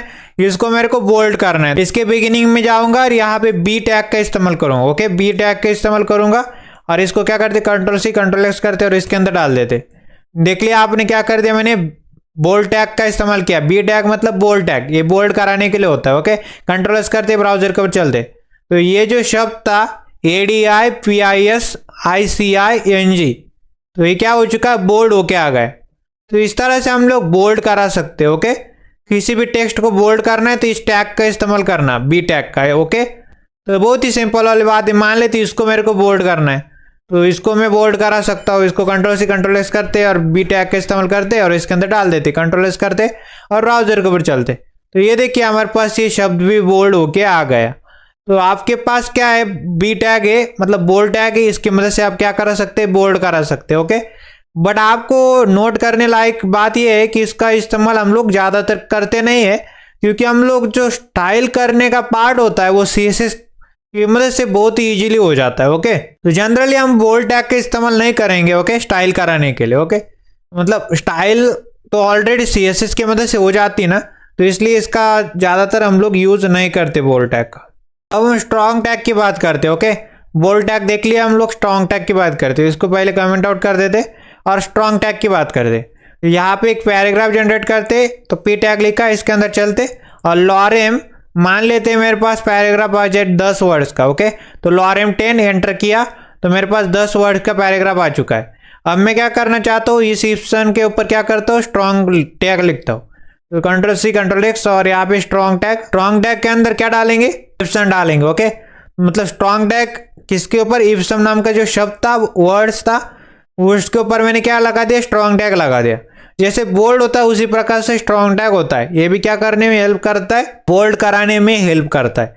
बट याद रखने वाली चीज है, स्ट्रॉन्ग का मतलब है जोर देना। ओके, तो अगर आपसे कोई पूछे कि बोल्ड टैग के अंदर और स्ट्रॉन्ग टैग के अंदर क्या डिफरेंस है, तो आप क्या बोलोगे भाई साहब, अगर जो बोल्ड टैग होता है, ये जो बोल्ड टैग होता है, ये क्या करता है, सिर्फ और सिर्फ बोल्ड कराने के लिए काम आता है। ओके, बोल्ड करता है, किसी भी लेटर को बोल्ड कराने में हेल्प करता है, किसी भी वर्ड को बोल्ड कराने में हेल्प करता है। और स्ट्रॉन्ग टैग की मदद से हम लोग क्या कर सकते हैं, मान लेते हैं एमबीएस कोडिंग नाम का जो वर्ड था। ओके, ये दोनों शब्द थे, इनको मेरे को क्या करना है, मेरे को बोल्ड तो कराना ही कराना है, बट इनकी वैल्यू मान लेते मेरे पास 100 वर्ड्स का कंटेंट था। ओके, 100 वर्ड्स का एक पैराग्राफ था, उनमें से एमबीएस कोडिंग की वैल्यू सबसे ज्यादा होगी। इनकी वैल्यू कब ज्यादा होगी, वैल्यू सबसे ज्यादा होगी एमबीएस कोडिंग की। क्यों, क्योंकि मैंने यहाँ पे कौन सा टैग का इस्तेमाल किया, स्ट्रॉन्ग टैग का इस्तेमाल किया। तो स्ट्रॉन्ग टैग ये बताता है कि ये जो शब्द लिखे हुए हैं एमबीएस कोडिंग नाम के, तो इनकी वैल्यू सबसे ज्यादा है। ओके, अगर इधर को बोल्ड कर दूं तो कोई ज्यादा डिफरेंस नहीं पड़ेगा, सिर्फ और सिर्फ बोल्ड होके आएगा। तो बोल्ड तो कराता ही कराता है। ओके, कौन, स्ट्रॉन्ग टैग बोल्ड तो कराता है, बट इनकी जो वैल्यू होती है, वैल्यू सबसे ज्यादा हो जाती जब हम स्ट्रॉन्ग टैग का इस्तेमाल करते। स्ट्रॉन्ग का मतलब क्या है, जोर दिया जा रहा है। ओके, इसको क्या है, बेसिकली एमबीएस कोडिंग नाम के जो शब्द है, इनको एक प्रॉपर मीनिंग है। ओके, इनका क्या है, प्रॉपर मीनिंग है, ये बता रहा है कि इसका प्रॉपर मीनिंग है। इस यहाँ पे एसईओ को भी, सर्च इंजन को भी बताता है कि एमबीएस कोडिंग के ऊपर जोर डालो, मतलब एमबीएस कोडिंग के ऊपर ध्यान दो, क्योंकि ये सबसे इंपॉर्टेंट शब्द है। ओके, ये बताता है सर्च इंजन को स्ट्रॉन्ग टैग। अब हम बात करते हैं इटैलिक विसेस एम्फेसाइज टैग की।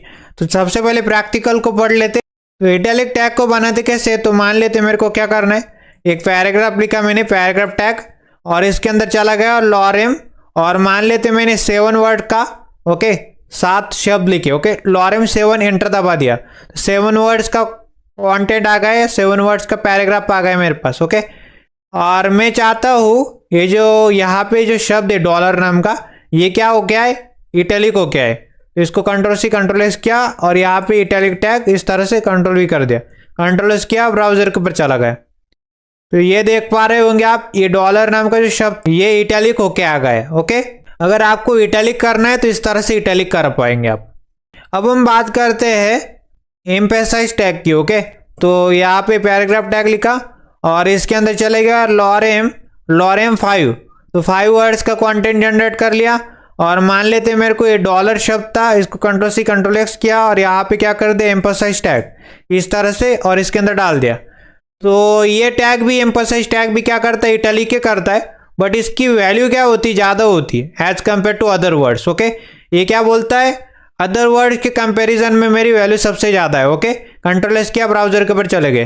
तो ये देखिए डॉलर, ये जो शब्द है, ये बाकी सभी पैराग्राफ के अंदर, जो भी पैराग्राफ है यहाँ से यहाँ तक का, उनके अंदर सबसे ज़्यादा वैल्यू लेके रखा है। ओके, तो इसके कंपैरिजन में और इसके कंपैरिजन में डॉलर का वैल्यू सबसे ज़्यादा है। ओके, तो यही बोलता है एम्फेसाइज टैग कि जोर डालो।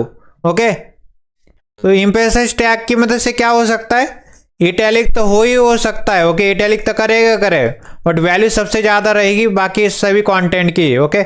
एम्फसाइज लिखा और मान लेते एमबीएस इधर को लिख दिया इस तरह से और इधर को इस तरह से, ओके, इस तरह से कर दिया तो एमबीएस की वैल्यू सबसे ज़्यादा होगी, ओके, वैल्यू सबसे ज़्यादा होगी, ओके। बाकी सभी कंटेंट की मान लीजिए इधर को कंटेंट इसकी वैल्यू सबसे ज़्यादा रहेगी। बट इटैलिक करना है सिर्फ और सिर्फ, तो आप सिर्फ और सिर्फ इटैलिक टैग का इस्तेमाल करिए, ओके। यही था इटैलिक और एम्फेसिस टैग। अंडरलाइन लगानी है तो यू टैग का इस्तेमाल करो, ओके। तो यहाँ पे क्या करते एक पैराग्राफ टैग बनाया और इसके अंदर लॉरेम और मान लेते 4 वर्ड्स का कंटेंट जनरेट कर लिया, ओके, लॉरेम 4। और उसके बाद मेरे को क्या चाहिए, इप्सन नाम का जो शब्द है इसको कंट्रोल-C-Ctrl-S किया और यहाँ पे क्या यू टैग, ओके, अंडरलाइन लगाने के लिए। तो इप्सम क्या हो जाएगा, इस इप्सम के नीचे एक अंडरलाइन आ जाएगी, कंट्रोल-S करते ब्राउजर के ऊपर चलते, ये देख पा रहे हैं आप, इप्सन के नीचे क्या आ गई, एक अंडरलाइन आ गई। तो अंडरलाइन अगर आपको लगानी है तो आप क्या करो, यू टैग का इस्तेमाल करो तो अंडरलाइन हो जाती है, ओके। अब हम बात करते हैं स्ट्राइक टैग की, ओके। तो मान लेते मेरे पास क्या था, मैंने क्या किया, पैराग्राफ टैग बनाया और उसके अंदर क्या कर दिया, लॉरेम और 3 वर्ड्स का कंटेंट जनरेट कर लिया इस प्रकार से, ओके। और इसके अंदर चला गया, मान लेते इप्सम को मेरे को क्या करना है, स्ट्राइक करना है। जैसे हम लोग बचपन में या फिर कोई भी गलती हो जाती है हमारे नोटबुक के अंदर, हम लोग कुछ लिख रहे थे पैराग्राफ और उसके अंदर मेरे से कुछ गलती हो गई, गलत वर्ड्स लिख दिया मैंने, तो मैं क्या करूंगा, उसके ऊपर स्ट्राइक करूंगा, ओके, एक लकीर खींच लूंगा, ओके, कंट्रोल-C किया, कंट्रोल-X किया और मान लेते मैंने यस टैग का इस्तेमाल किया स्ट्राइक देने के लिए, कंट्रोल-V और कंट्रोल-S किया, ब्राउजर के ऊपर चला गया। तो ये देखिए स्ट्राइक करना मतलब क्या, यहाँ पे इसके ऊपर एक लाइन खींच देना, ओके, इस तरह से लाइन खींच दी क्योंकि ये गलत है, इप्सम नाम का शब्द मेरे से गलती से यहाँ पे लिखा गया है तो मैं इसके ऊपर एक लाइन खींच दूंगा इस प्रकार से, इसको कहते हैं स्ट्राइक करना, ओके। मान लेते दोस्तों मेरे पास क्या है, मेरे को क्या करना है, 2 की पावर 5 लिखना है, ओके, इसको 2 की पावर 5 है और मान लेते मेरे को इस तरह से लिखना है O2 या फिर इस तरह से लिखना है H2O, ओके। तो मेरे को क्या करना है, इस तरह से लिखना है, बट मैं इस तरह से डायरेक्टली नहीं लिख सकता ना, तो इसके लिए मेरे पास सबस्क्रिप्ट और सुपरस्क्रिप्ट नाम के 2 टैग होते हैं, उसका इस्तेमाल करना पड़ता है।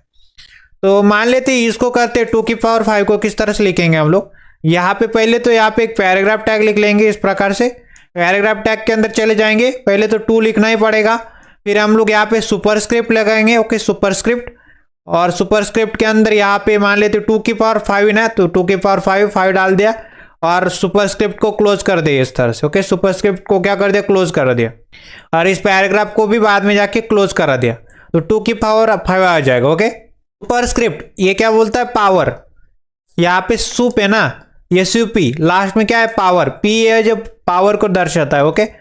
और उसके बाद अगर मेरे को क्या करना है, उसी प्रकार से O2 लिखना है, ओके, O2, तो यहाँ पे पैराग्राफ टैग लिखेंगे और O2 चाहिए ना, पहले तो लिखना पड़ेगा O और अंदर चलेंगे सब, ओके, सब मतलब बेस में, ओके, और क्या चाहिए बेस में, 2 लगाना है और किसके, सबस्क्रिप्ट का इस्तेमाल कर रहे हैं, सबस्क्रिप्ट टैग, और इस पैराग्राफ को भी इस तरह से क्लोज कर देंगे तो हमारे पास O2 आ जाएगा, ओके। तो इसको प्रैक्टिकली देखते हैं सबस्क्रिप्ट और सुपरस्क्रिप्ट नाम के 2 टैग को। तो सबस्क्रिप्ट टैग को और सुपरस्क्रिप्ट टैग को देखेंगे हम लोग। तो सबसे पहले क्या देखते हैं हम लोग, सुपरस्क्रिप्ट टैग को देखते हैं। तो यहाँ पे क्या करते हैं, एक पैराग्राफ टैग लिखते हैं, पैराग्राफ टैग लिख लिया और उसके बाद मेरे को क्या करना है, इस पैराग्राफ के अंदर चला जाना है और मेरे को 2 की पावर 5 चाहिए तो 2 लिखेंगे बाहर। उसके बाद सुपरस्क्रिप्ट है, ओके, SUP पावर लगानी है और कितनी पावर लगानी, 5 पावर लगानी है, ओके। तो 2 सुपरस्क्रिप्ट 5 मतलब 2 की पावर 5, कंट्रोल-S किया, ब्राउजर के ऊपर चला गया। तो ये देख पा रहे होंगे आप, ब्राउजर के ऊपर आने के बाद 2 की पावर 5 आ रहा है, ओके। तो इस तरह से मैंने सुपरस्क्रिप्ट टैग लगाना है, पहले तो पैराग्राफ टैग 2 सुपरस्क्रिप्ट और 5। अगर मैं यहाँ पे 50 कर दूँ तो कंट्रोल-S किया, ब्राउजर के ऊपर चला गया। तो ये देख पा रहे 2 की पावर 50, ओके। और मान लेते इसको और सजा के देते मैं, 2 की पावर 2 इज इक्वल टू मान लेते 4 कर दिया, कंट्रोल-S किया, ब्राउजर के ऊपर चला गया। ये देख पा रहे आप, 2 की power 2 is equal to 4, okay. इस तरह से मैंने कर दिया, इस तरह थोड़ा सा स्पेस दे देंगे, इधर को स्पेस, तो कंट्रोल-S करते ब्राउजर के ऊपर चलते, 2 की पावर 2 इज इक्वल टू 4। तो इस तरह से आप सुपरस्क्रिप्ट का इस्तेमाल कर सकते हैं। सबस्क्रिप्ट का इस्तेमाल, मान लेते O2 लिखना था मेरे को, ओके, ऑक्सीजन का। ऑक्सीजन का क्या होता है, केमिकल फॉर्मूला O2 होता है, ओके। तो इसको कैसे लिखेंगे, मान लेते इधर को एक पैराग्राफ टैग लिखा, पैराग्राफ टैग इस तरह से लिखते और इसके अंदर चला गया, और इसके अंदर चला जाने के बाद मेरे को क्या लिखना है, पहले तो ओ, तो बेस में लगाना है इसलिए सबस्क्रिप्ट, और क्या लिखना है, O2 लिखना है। ओके, तो कंट्रोल एस करते ब्राउजर के ऊपर चलते, तो ये देखिए आपके पास O2 आ गया। ओके, O2 आ गया। अगर मेरे को इसको H2O करना है तो मान लेते एक और एग्जांपल करवाता हूँ मैं H2O। ओके, तो मान लेते एक पैराग्राफ टैग लिखा, पैराग्राफ टैग के अंदर चला गया, फिर मैंने क्या लिख दिया, H लिखा, और फिर मैंने सबस्क्रिप्ट का इस्तेमाल किया क्योंकि बेस लगाना है, 2 लिखा। ओके, 2 लिख दिया इधर को, और बाद में जाके मेरे को क्या करना है, O लिखना है। तो ये क्या हो जाएगा, H2O हो जाएगा। कंट्रोल एस करते ब्राउजर के ऊपर चलते, ये देख लिए H2O। ओके, तो इस तरह से आपको लिखना है। ओके, सबस्क्रिप्ट मतलब बेस में लगाना, और सुपरस्क्रिप्ट मतलब पावर में लगाना। तो न्यू लाइन देनी है अगर आपको न्यू लाइन, तो मेरे पास ब्रेक टैग होता है। ओके, तो मान लेते मैंने यहाँ पे एक पैराग्राफ टैग लिखा और इसके अंदर लॉरेम लिखा, और मान लेते मैंने क्या कर दिया, इधर को 6 वर्ड्स का कंटेंट जनरेट कर लिया। तो मेरे को ये डॉलर के आगे के सभी के शब्द कंट्रोल एस करते पहले ब्राउजर के ऊपर चलते, तो ये देखिए हमारे पास इस तरह कंटेंट है, और मैं चाहता हूँ डॉलर के आगे के सारे शब्द न्यू लाइन में है। यहाँ पे क्या करेंगे, BR टैग का इस्तेमाल करेंगे। ओके, इस तरह से, और कंट्रोल एस करते ब्राउजर के ऊपर चलते, ये देखिए न्यू लाइन में आ गया। ओके, अब हम बात करते प्री टैग की। ओके, प्री टैग की बात करते, 9 नंबर का टैग कौन सा है, प्री टैग। तो प्री टैग की कैसे बात करेंगे, मान लेते पहले तो पैराग्राफ की बात करते, पैराग्राफ के अंदर मेरे को कैसा कंटेंट चाहिए, मान लेते कुछ कंटेंट को जनरेट कर लिया। तो ओके, लॉरेम 10 वर्ड्स का कंटेंट जनरेट कर लिया, और मेरे को इस तरह से चाहिए, फिर इस तरह से चाहिए, फिर मेरे को इस तरह से चाहिए, और इस तरह से चाहिए मेरे को। ओके, या फिर इस तरह से भी चाहिए, इस तरह से चाहिए, इस तरह का कंटेंट चाहिए। ओके, लॉरेम फर्स्ट लाइन में इप्सन डॉलर सीट अमेट, इस तरह का। ओके, कंट्रोल करते ब्राउजर के ऊपर चलते, तो इस तरह से आ नहीं रहा। ओके, पैराग्राफ टैग क्या करता है, बेसिकली जो भी कंटेंट इसके अंदर डालते हैं ना आप, एक ही लाइन में सीधा सीधा दिखा देता है। ओके, UI के ऊपर, ये क्या है, बेसिकली UI है। ओके, इसको बोलते हैं यूजर इंटरफेस, यहाँ पे जो भी दिखता है आपको UI है। ओके, बट मेरे को क्या चाहिए, इस तरह से चाहिए, न्यू लाइन में चाहिए ना, तो मैं यहाँ पे पैराग्राफ टैग की जगह प्री टैग का इस्तेमाल करता हूँ। यहाँ पे प्री कर देंगे, कंट्रोल एस करते ब्राउजर के ऊपर चलते, अब देख सकते हैं आप lorem Ibsen dollar seat Amet इस तरह से आ रहा है। मतलब मैं जो भी यहाँ पे लिखूंगा ना, अगर इसको ऊपर ले लिया तो ऊपर आ जाएगा। ओके, जो भी मैं यहाँ पे लिखता हूँ अंदर, वही मेरी UI के अंदर भी रिफ्लेक्ट कर रहा था। ओके, कंट्रोल एस किया, ब्राउजर के ऊपर चला। ओके, समझ में आ रहा है आपको, जैसे कि जैसा यहाँ पे जैसे प्रिंट कर रहे हैं हम लोग, ऐसे यहाँ पे मान लीजिए इसको प्रिंट कराना है मेरे को, जो भी आप अंदर डालोगे उसी के एकदम कॉपी उधर को आएगी। ओके, बट अगर आप पैराग्राफ टैग की मदद से करोगे ना, पैराग्राफ टैग की मदद से इस तरह से पैराग्राफ टैग की मदद से करोगे ना, तो एक ही लाइन में दिखाई देगा। ये देख सकते हैं एक ही लाइन में सब कुछ आ रहा है। ओके, ये डिफरेंस होता है पैराग्राफ टैग और प्री टैग में। ओके, तो इस तरह से प्री टैग कर देंगे तो इस तरह से आ जाएगा। ओके, अब हम बात करते हैं difference between tags versus element. Okay, तो टैग को कैसे बनाते हैं, मान लेते HTML नाम का टैग बना है। ओके, ये क्या बन गया है, इसको बोलेंगे ओपनिंग टैग। ओके, ये क्या है, बेसिकली ओपनिंग टैग है, और इसी HTML टैग को मैंने क्लोजिंग टैग भी बनाया इस तरह से, इसको क्या बोलेंगे, क्लोजिंग टैग। ओके, ये क्या है, बेसिकली क्लोजिंग टैग है। समझ में आ रहा है, ये ओपनिंग टैग हो गया, या क्लोजिंग टैग हो गया, और इसके बीच में मान लेते मैंने यहाँ पे कुछ भी कंटेंट डाल दिया। ओके, कुछ भी कंटेंट डाल दिया, मान लेते ABC टाइप का कुछ भी डाल दिया। ओके, कुछ भी लिख दिया, मान लेते यहाँ पे टाइटल टैग बनाया, तो यहाँ से यहाँ तक क्या हो गया है, यहाँ से यहाँ तक कौन हो गया, एलिमेंट हो गया। ओके, एलिमेंट हो गया। समझ में आ रहा है टैग वर्सेस एलिमेंट में क्या डिफरेंस है। मान लेते मेरे पास एक पैराग्राफ टैग था इस प्रकार से, और पैराग्राफ टैग था इस तरह से क्लोज कर दिया, ये क्या बन गया, एक ओपनिंग टैग बन गया, और ये क्या बन गया, क्लोजिंग टैग बन गया। और यहाँ से मैंने मान लेते पैराग्राफ के अंदर यहाँ पे कंटेंट डाल दिया इस प्रकार से, MBS ++ इस प्रकार से डाल दिया, तो यहाँ से यहाँ तक। ओके, यहाँ से यहाँ तक पूरा का पूरा। ओके, क्या बन गया, एक एलिमेंट बन गया। समझ में आ रहा है, ये क्या बन गया, एलिमेंट टैग बन गया, और ये शुरुआत का ओपनिंग टैग, ये क्लोजिंग टैग, और ये इसका कंटेंट, ये सबको मिला दिया जाए तो ये क्या बन जाएगा, एलिमेंट बन जाएगा। समझ में आ रहा है, तो टैग्स वर्सेस एलिमेंट का फंडा आपको क्लियर हो गया होगा। ओके, अब हम बात करते हैं एट्रीब्यूट की भी। ओके, H1 नाम की हेडिंग थी। ओके, H1 नाम की हेडिंग, ये क्या बन गया, ओपनिंग टैग बन गया। ओके, ओपनिंग टैग, फिर मैंने H1 नाम की हेडिंग के अंदर गया, और मान लेते हेडिंग इधर को डाल दी, हेडिंग 1 नाम की। ओके, हेडिंग 1 नाम की हेडिंग इधर को डाल दी, और इसको क्या कर दिया, H1 नाम की हेडिंग को मैंने क्लोज कर दिया, तो ये क्या बन गया, एक क्लोजिंग टैग बन गया। और ये पूरा पूरा क्या बन गया, एलिमेंट बन गए। ओके, एलिमेंट बन गए, ये तो हमको अभी अभी मालूम हुआ है। ओके, बट मैं H1 के अंदर कुछ और चीजें डालना चाहता हूँ। ओके, H1 को क्या करना चाहता हूँ, स्टाइल करना चाहता हूँ। ओके, स्टाइल करना चाहता हूँ और इसका क्या हो जाए, इसका background colour. Okay, background colour क्या हो जाए, इसका बैकग्राउंड कलर हो जाए एक्वा। ओके, मैं चाहता हूँ इस तरह से, तो मैं कर पाता हूँ एट्रीब्यूट की मदद से। ओके, तो एट्रीब्यूट कैसे लिखेंगे, H1 नाम की हेडिंग है और इसके अंदर मान लेते मैं क्या करना चाहता हूँ, स्टाइल। स्टाइल नाम का एट्रीब्यूट के स्टाइल इज इक्वल टू, तो एट्रीब्यूट कैसे दिखता है, attribute is equal to double quotes के अंदर क्या डाल देना है, कोई भी जो काम करना चाहते हैं वो लिखना है आपको। ओके, तो मान लेते मेरे को क्या करना है, स्टाइल इज इक्वल टू, और मान लेते हो यहाँ पे क्या करना है, इसका बैकग्राउंड और बैकग्राउंड कलर कर देना है। ओके, बैकग्राउंड कलर को क्या कर देना है, मान लेते येलो कर देना है, इस तरह से लिख दिया। ओके, तो क्या हो जाएगा, वो येलो कलर में बैकग्राउंड सेट हो जाएगा। ओके, तो ये हो गई H1 नाम की हेडिंग, मतलब मान लेते हेडिंग 1 H1 नाम की हेडिंग, और इस तरह से इसको क्लोज करा दिया। तो एट्रीब्यूट क्या है, इधर को स्टाइल क्या है, स्टाइल एक एट्रीब्यूट। ओके, तो एट्रीब्यूट कैसे दिखता है, मान लेते ABC is equal to double quotes, इस प्रकार से। एक और एग्जांपल करते हैं, मान लेते IMG टैग लिखा। ओके, IMG टैग, और IMG टैग के अंदर SRC is equal to double quotes के अंदर हम लोग लोकेशन देंगे इमेज का। ओके, और उसके बाद ALT एट्रीब्यूट, और अगर ये चलता नहीं, अगर ये नहीं चलता तो ये चलेगा और टेक्स्ट आ जाएगा। ओके, टेक्स्ट आ जाएगा। ओके, इस तरह का टेक्स्ट आ जाएगा।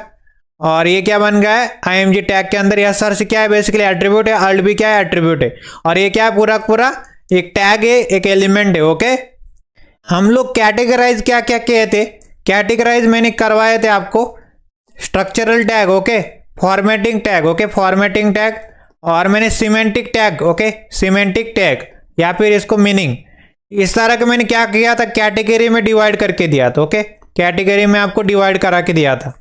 बट कोई भी टैग हो, ओके, कोई भी टैग हो, उसका मकसद ओके क्या होता है, बेसिकली या तो सिमेंटिक मतलब क्या, एक प्रॉपर मीनिंग देना। ओके, एक मीनिंग प्रोवाइड करना, या तो उसका मकसद क्या हो सकता है, फॉर्मेटिंग करना। ओके, फॉर्मेटिंग करना, और या तो इसका मकसद क्या हो सकता है, स्ट्रक्चर प्रोवाइड करना। ओके, स्ट्रक्चर प्रोवाइड करना, कोई भी टैग। ओके, कोई भी टैग का मकसद क्या होता है, सिमेंटिक या फिर मीनिंग देना, प्रॉपर फॉर्मेटिंग करना, या फिर स्ट्रक्चर प्रोवाइड करना। ओके, बट हमने डिवाइड इसलिए कर रहे हैं कि अच्छे से हमको समझ में आए, तो स्ट्रक्चरल टैग की बात करते हैं। ओके, बट यहाँ पे याद रखने वाली चीज है, कोई भी टैग ये प्रोवाइड कर सकता है। ओके, तो स्ट्रक्चरल टैग की बात करें तो मान लेते मेरे पास क्या है, हेडिंग वगैरह की चीज है, तो कहाँ पे डालूंगा मैं, हेडर के अंदर डालूंगा। ओके, हेडर के अंदर मैं डालूंगा, और जो भी मेरे पास साइड वाला पार्ट है, ओके, तो मैं कहाँ पे डालूंगा, साइड बार के अंदर डालूंगा। ओके, इस साइड बार के अंदर,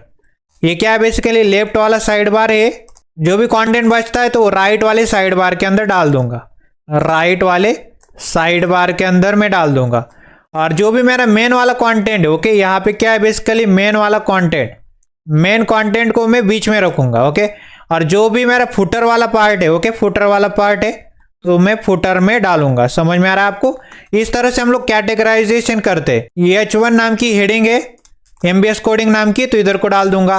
और मान लेते कोई भी साइड बार में मैं क्या करना चाहता हूँ, मान लेते लेट्स सपोज मेरे को इमेज लगानी है और कुछ कंटेंट को दिखाना, हाईलाइट करना, तो इधर को डाल दूंगा। और कुछ यहाँ पे भी एक इमेज लगानी है, कंटेंट को हाईलाइट करना, तो इधर को डाल दूंगा। मेन कंटेंट पैराग्राफ वगैरह इधर को डाल दूंगा। फुटर में मान लेते @ यहाँ पे डाल देंगे, @ MBS कोडिंग, इस प्रकार से। ओके, इस प्रकार से डाल देंगे। तो समझ में आ रहा है आपको स्ट्रक्चरल टैग क्या होते, मतलब हेडर के अंदर हम लोग वो पार्ट डालते हैं जो हेडिंग का टाइप होता है। ओके, हेडर के अंदर हम लोग हेडर वाला पार्ट डालेंगे, साइड बार में साइड बार वाला, मेन में मेन कंटेंट वाला, और फुटर में फुटर वाला। तो हेडर के लिए हमारे पास कौन सा टैग होता है, header tag. Okay, header tag के अंदर हमारे पास क्या है, नेविगेशन बार, मतलब होम नेविगेशन बार वाला इधर को करेंगे। ओके, और मान लेते हैं साइड बार, तो साइड बार के लिए हम लोग असाइड टैग का इस्तेमाल कर लेंगे, और आर्टिकल के लिए हम लोग आर्टिकल टैग का इस्तेमाल कर लेंगे। ओके, आर्टिकल टैग का, फुटर के लिए हम लोग फुटर टैग का इस्तेमाल कर लेंगे। और ये जो मेन बॉडी है, ओके, साइड बार, आर्टिकल और साइड बार, ये क्या है, मेन बॉडी, तो हम लोग इसका इस्तेमाल करने के लिए मेन टैग का इस्तेमाल कर लेंगे। ओके, इसको चलाने के लिए। ओके, हेडर क्या दर्शाता है, प्रॉपर हेडर दर्शाता है। ओके, तो हेडर टैग की मदद से क्या कर सकते हैं, हेडर टैग की मदद से जो भी डेटा है, ओके, जो भी हमको हेडर के अंदर डेटा डालना है, मतलब नेविगेशन बार इस टाइप का, ओके, वो डाल सकते हैं। उसके बाद नैव टैग की मदद से भी वो नैव लिंक्स जनरेट कर सकते हैं। हेडर फुटर के अलावा, ओके, हेडर फुटर के अलावा जो भी डेटा बचता है वो मेन टैग के अंदर आ जाएगा, ओके। और जो भी आर्टिकल अगर आपको लिखना है मेन के अंदर, तो आर्टिकल टैग की मदद से आप लोग लिख पाते हैं, इंडिपेंडेंट आर्टिकल, ओके। और मल्टीपल डेटा अगर आपको करना है, मल्टीपल डेटा, वो भी कौन सा, मल्टीपल डेटा और इंटरडिपेंडेंट हो, ओके, तो सेक्शन टैग के अंदर हम लोग डालेंगे। फुटर के अंदर फुटर और साइड बार का जो भी डेटा है वो आ साइड टैग के अंदर आ जाएगा, ओके। तो सबसे पहले बात करते हैं हेडर टैग की, ओके। हम लोग किसकी बात करें, हेडर सेक्शन की। हेडर सेक्शन कैसे बनाते, तो सबसे पहले लिखेंगे हेडर, ओके, इस टाइप का हेडर लिख दिया और हेडर के अंदर चले गए और मान लेते H1 नाम की हेडिंग बना दी। और कौन सी हेडिंग बना दी, मान लेती एमबीएस कोडिंग नाम की हेडिंग दे दी मैंने, ओके। हेडर टैग लिखा, हेडर टैग के अंदर H1 नाम की हेडिंग लिखी, H1 नाम की हेडिंग के अंदर एमबीएस कोडिंग लिख दिया, ओके। और मान लेते हैं इसी हेडर के अंदर एक पैराग्राफ भी लिखना चाहता हूँ और पैराग्राफ इस तरह से लिखना चाहता हूँ। इस हेडर के अंदर H1 नाम की हेडिंग है, H1 नाम की हेडिंग के अंदर कौन सा कंटेंट है, एमबीएस कोडिंग नाम का। और इसी हेडर के अंदर पैराग्राफ नाम का टैग है और इसके अंदर पैराग्राफ के अंदर क्या कंटेंट है, this is my personal website. Control S करते ब्राउजर के ऊपर ये देख सकते हैं हमारे पास हेडिंग आ रही एमबीएस कोडिंग नाम की, फिर पैराग्राफ आ रहा है this is my personal website. अब हम बात करते हैं हमारे पास navigation section, okay. Navigation section की बात करते हैं तो नेविगेशन सेक्शन किस तरह से दिखाई देगा, पहले तो हमको लिखना पड़ता है नैव टैग। नैव टैग के अंदर चले गए हम लोग, ओके। और इसके अंदर चलने के बाद अनऑर्डर लिस्ट बना इस प्रकार से। और अनऑर्डर लिस्ट के अंदर क्या होती है, लिस्ट आइटम होते हैं। तो यहाँ पे लिस्ट आइटम, एक लिस्ट आइटम, इसको कंट्रोल से किया, कंट्रोल वी किया, इस तरह से कंट्रोल वी किया, ओके। एक और कंट्रोल वी कर दिया। मतलब पहले तो नैव टैग लिखो, नेविगेशन बार बना रहे इसलिए, और नेविगेशन टैग का इस्तेमाल कर लिया, फिर अनऑर्डर लिस्ट का इस्तेमाल कर दिया। अनऑर्डर लिस्ट के अंदर लिस्ट आइटम डाल दिए, ओके, 4 लिस्ट आइटम डाले और इसी लिस्ट आइटम के अंदर चलते अब। और यहाँ पे लिस्ट आइटम के अंदर आने के बाद एक एंकर टैग बनाते, और कौन सा एंकर टैग, होम का एंकर टैग, ओके। होम नाम का anchor tag, okay. Home text है इसके ऊपर, एक लिंक क्रिएट करें होम के ऊपर। उसके बाद हम लोग एक और एंकर टैग लिखते हैं इधर को दूसरे लिस्ट आइटम के अंदर, और मान लेते अबाउट नाम की लिंक क्रिएट कर रहे हैं इस तरह से। तीसरे लिस्ट आइटम के अंदर आने के बाद एक एंकर टैग बना दे और मान लेते एंकर टैग के अंदर कौन से लिंक देना चाहते, सर्विसेज, ओके। सर्विसेज नाम की लिंक है तीसरे लिस्ट आइटम के अंदर, ओके। और चौथे लिस्ट आइटम के अंदर एक और एंकर टैग, और एंकर टैग के अंदर contact us, okay, contact us, इस तरह से डाल दिया। अब इसके अंदर आने के बाद हमको लिंक भी क्रिएट करनी पड़ेगी, ओके। लिंक क्रिएट करने के लिए हमारे पास कौन सा एट्रीब्यूट होता है, href इज इक्वल टू, तो आईडी देने के लिए हैशटैग, हैशटैग का मतलब होता है आईडी देना, ओके। आईडी कौन सी देना चाहते हैं, मान लेते होम नाम की आईडी दे दी मैंने इधर को। फिर इससे नीचे आते हैं href is equal to href attribute के अंदर आईडी दे देते, तो हैशटैग और कौन सी आईडी दे दी, मान लेते अबाउट नाम की आईडी दे दी। फिर मैंने इसके अंदर सर्विसेज के अंदर गया और यहाँ पे href is equal to double quotes के अंदर मान लेते सर्विसेज नाम की मैंने आईडी दे दी, ओके। मतलब href नाम के एट्रीब्यूट के अंदर सर्विसेज नाम की आईडी मैंने दे दी तीसरे लिस्ट आइटम के अंदर, okay. Services href is equal to double quotes के अंदर हैशटैग और कॉन्टैक्ट, ओके, कॉन्टैक्ट नाम की मैंने आईडी दे दी। तो मैंने यहाँ पे क्या लिखा है, सबसे पहले नैव टैग बनाए, फिर नैव टैग के अंदर अनऑर्डर लिस्ट बनाई। अनऑर्डर लिस्ट के अंदर 4 लिस्ट आइटम है और 4 लिस्ट आइटम के अंदर देखो, लिस्ट आइटम के अंदर कौन कौन सी लिस्ट आइटम है, उनके नाम क्या है, एक है होम, दूसरा अबाउट, तीसरा सर्विसेज, चौथा कॉन्टैक्टर्स, ओके। और यहाँ पे बात आती है कि यहाँ पे लिस्ट आइटम के अंदर बेसिकली लिस्ट आइटम के अंदर एंकर टैग है और एंकर टैग के अंदर बेसिकली बातें आती, एंकर टैग के अंदर मैंने लिंक बनाई, ओके। तो href एट्रीब्यूट के अंदर आईडी दे दी रखी है होम पहले लिस्ट आइटम को, ओके। दूसरे के लिए अबाउट नाम की आईडी, तीसरे के लिए सर्विसेज नाम की आईडी, चौथे के लिए कॉन्टैक्ट नाम की आईडी, ओके। उसको CSS की मदद से सेलेक्ट करेंगे आईडी सेलेक्टर की मदद से, ओके। इस आईडी को क्योंकि आईडी दे रखी तो आईडी सेलेक्टर की मदद से सेलेक्ट करेंगे, ओके। प्लस करते ब्राउजर के ऊपर चलते, ये देख पा रहे होंगे आप, इसको थोड़ा जूम ज्यादा कर देते, ओके। अब अच्छे से आपको दिखाई दे रहा है। यहाँ पे एमबीएस कोडिंग नाम की ये हेडर में आ रही है, ओके। हेडर में एमबीएस कोडिंग नाम की हेडिंग आ रही, फिर this is my personal website नाम का पैराग्राफ आ रहा है हेडर के अंदर। फिर यहाँ पे home, about, services, contact us किसके अंदर आ रहे हैं, बेसिकली ये बेसिकली नेविगेशन टैग के अंदर आ रहे हैं, ओके। और ये क्या बेसिकली अनऑर्डर लिस्ट है, ओके।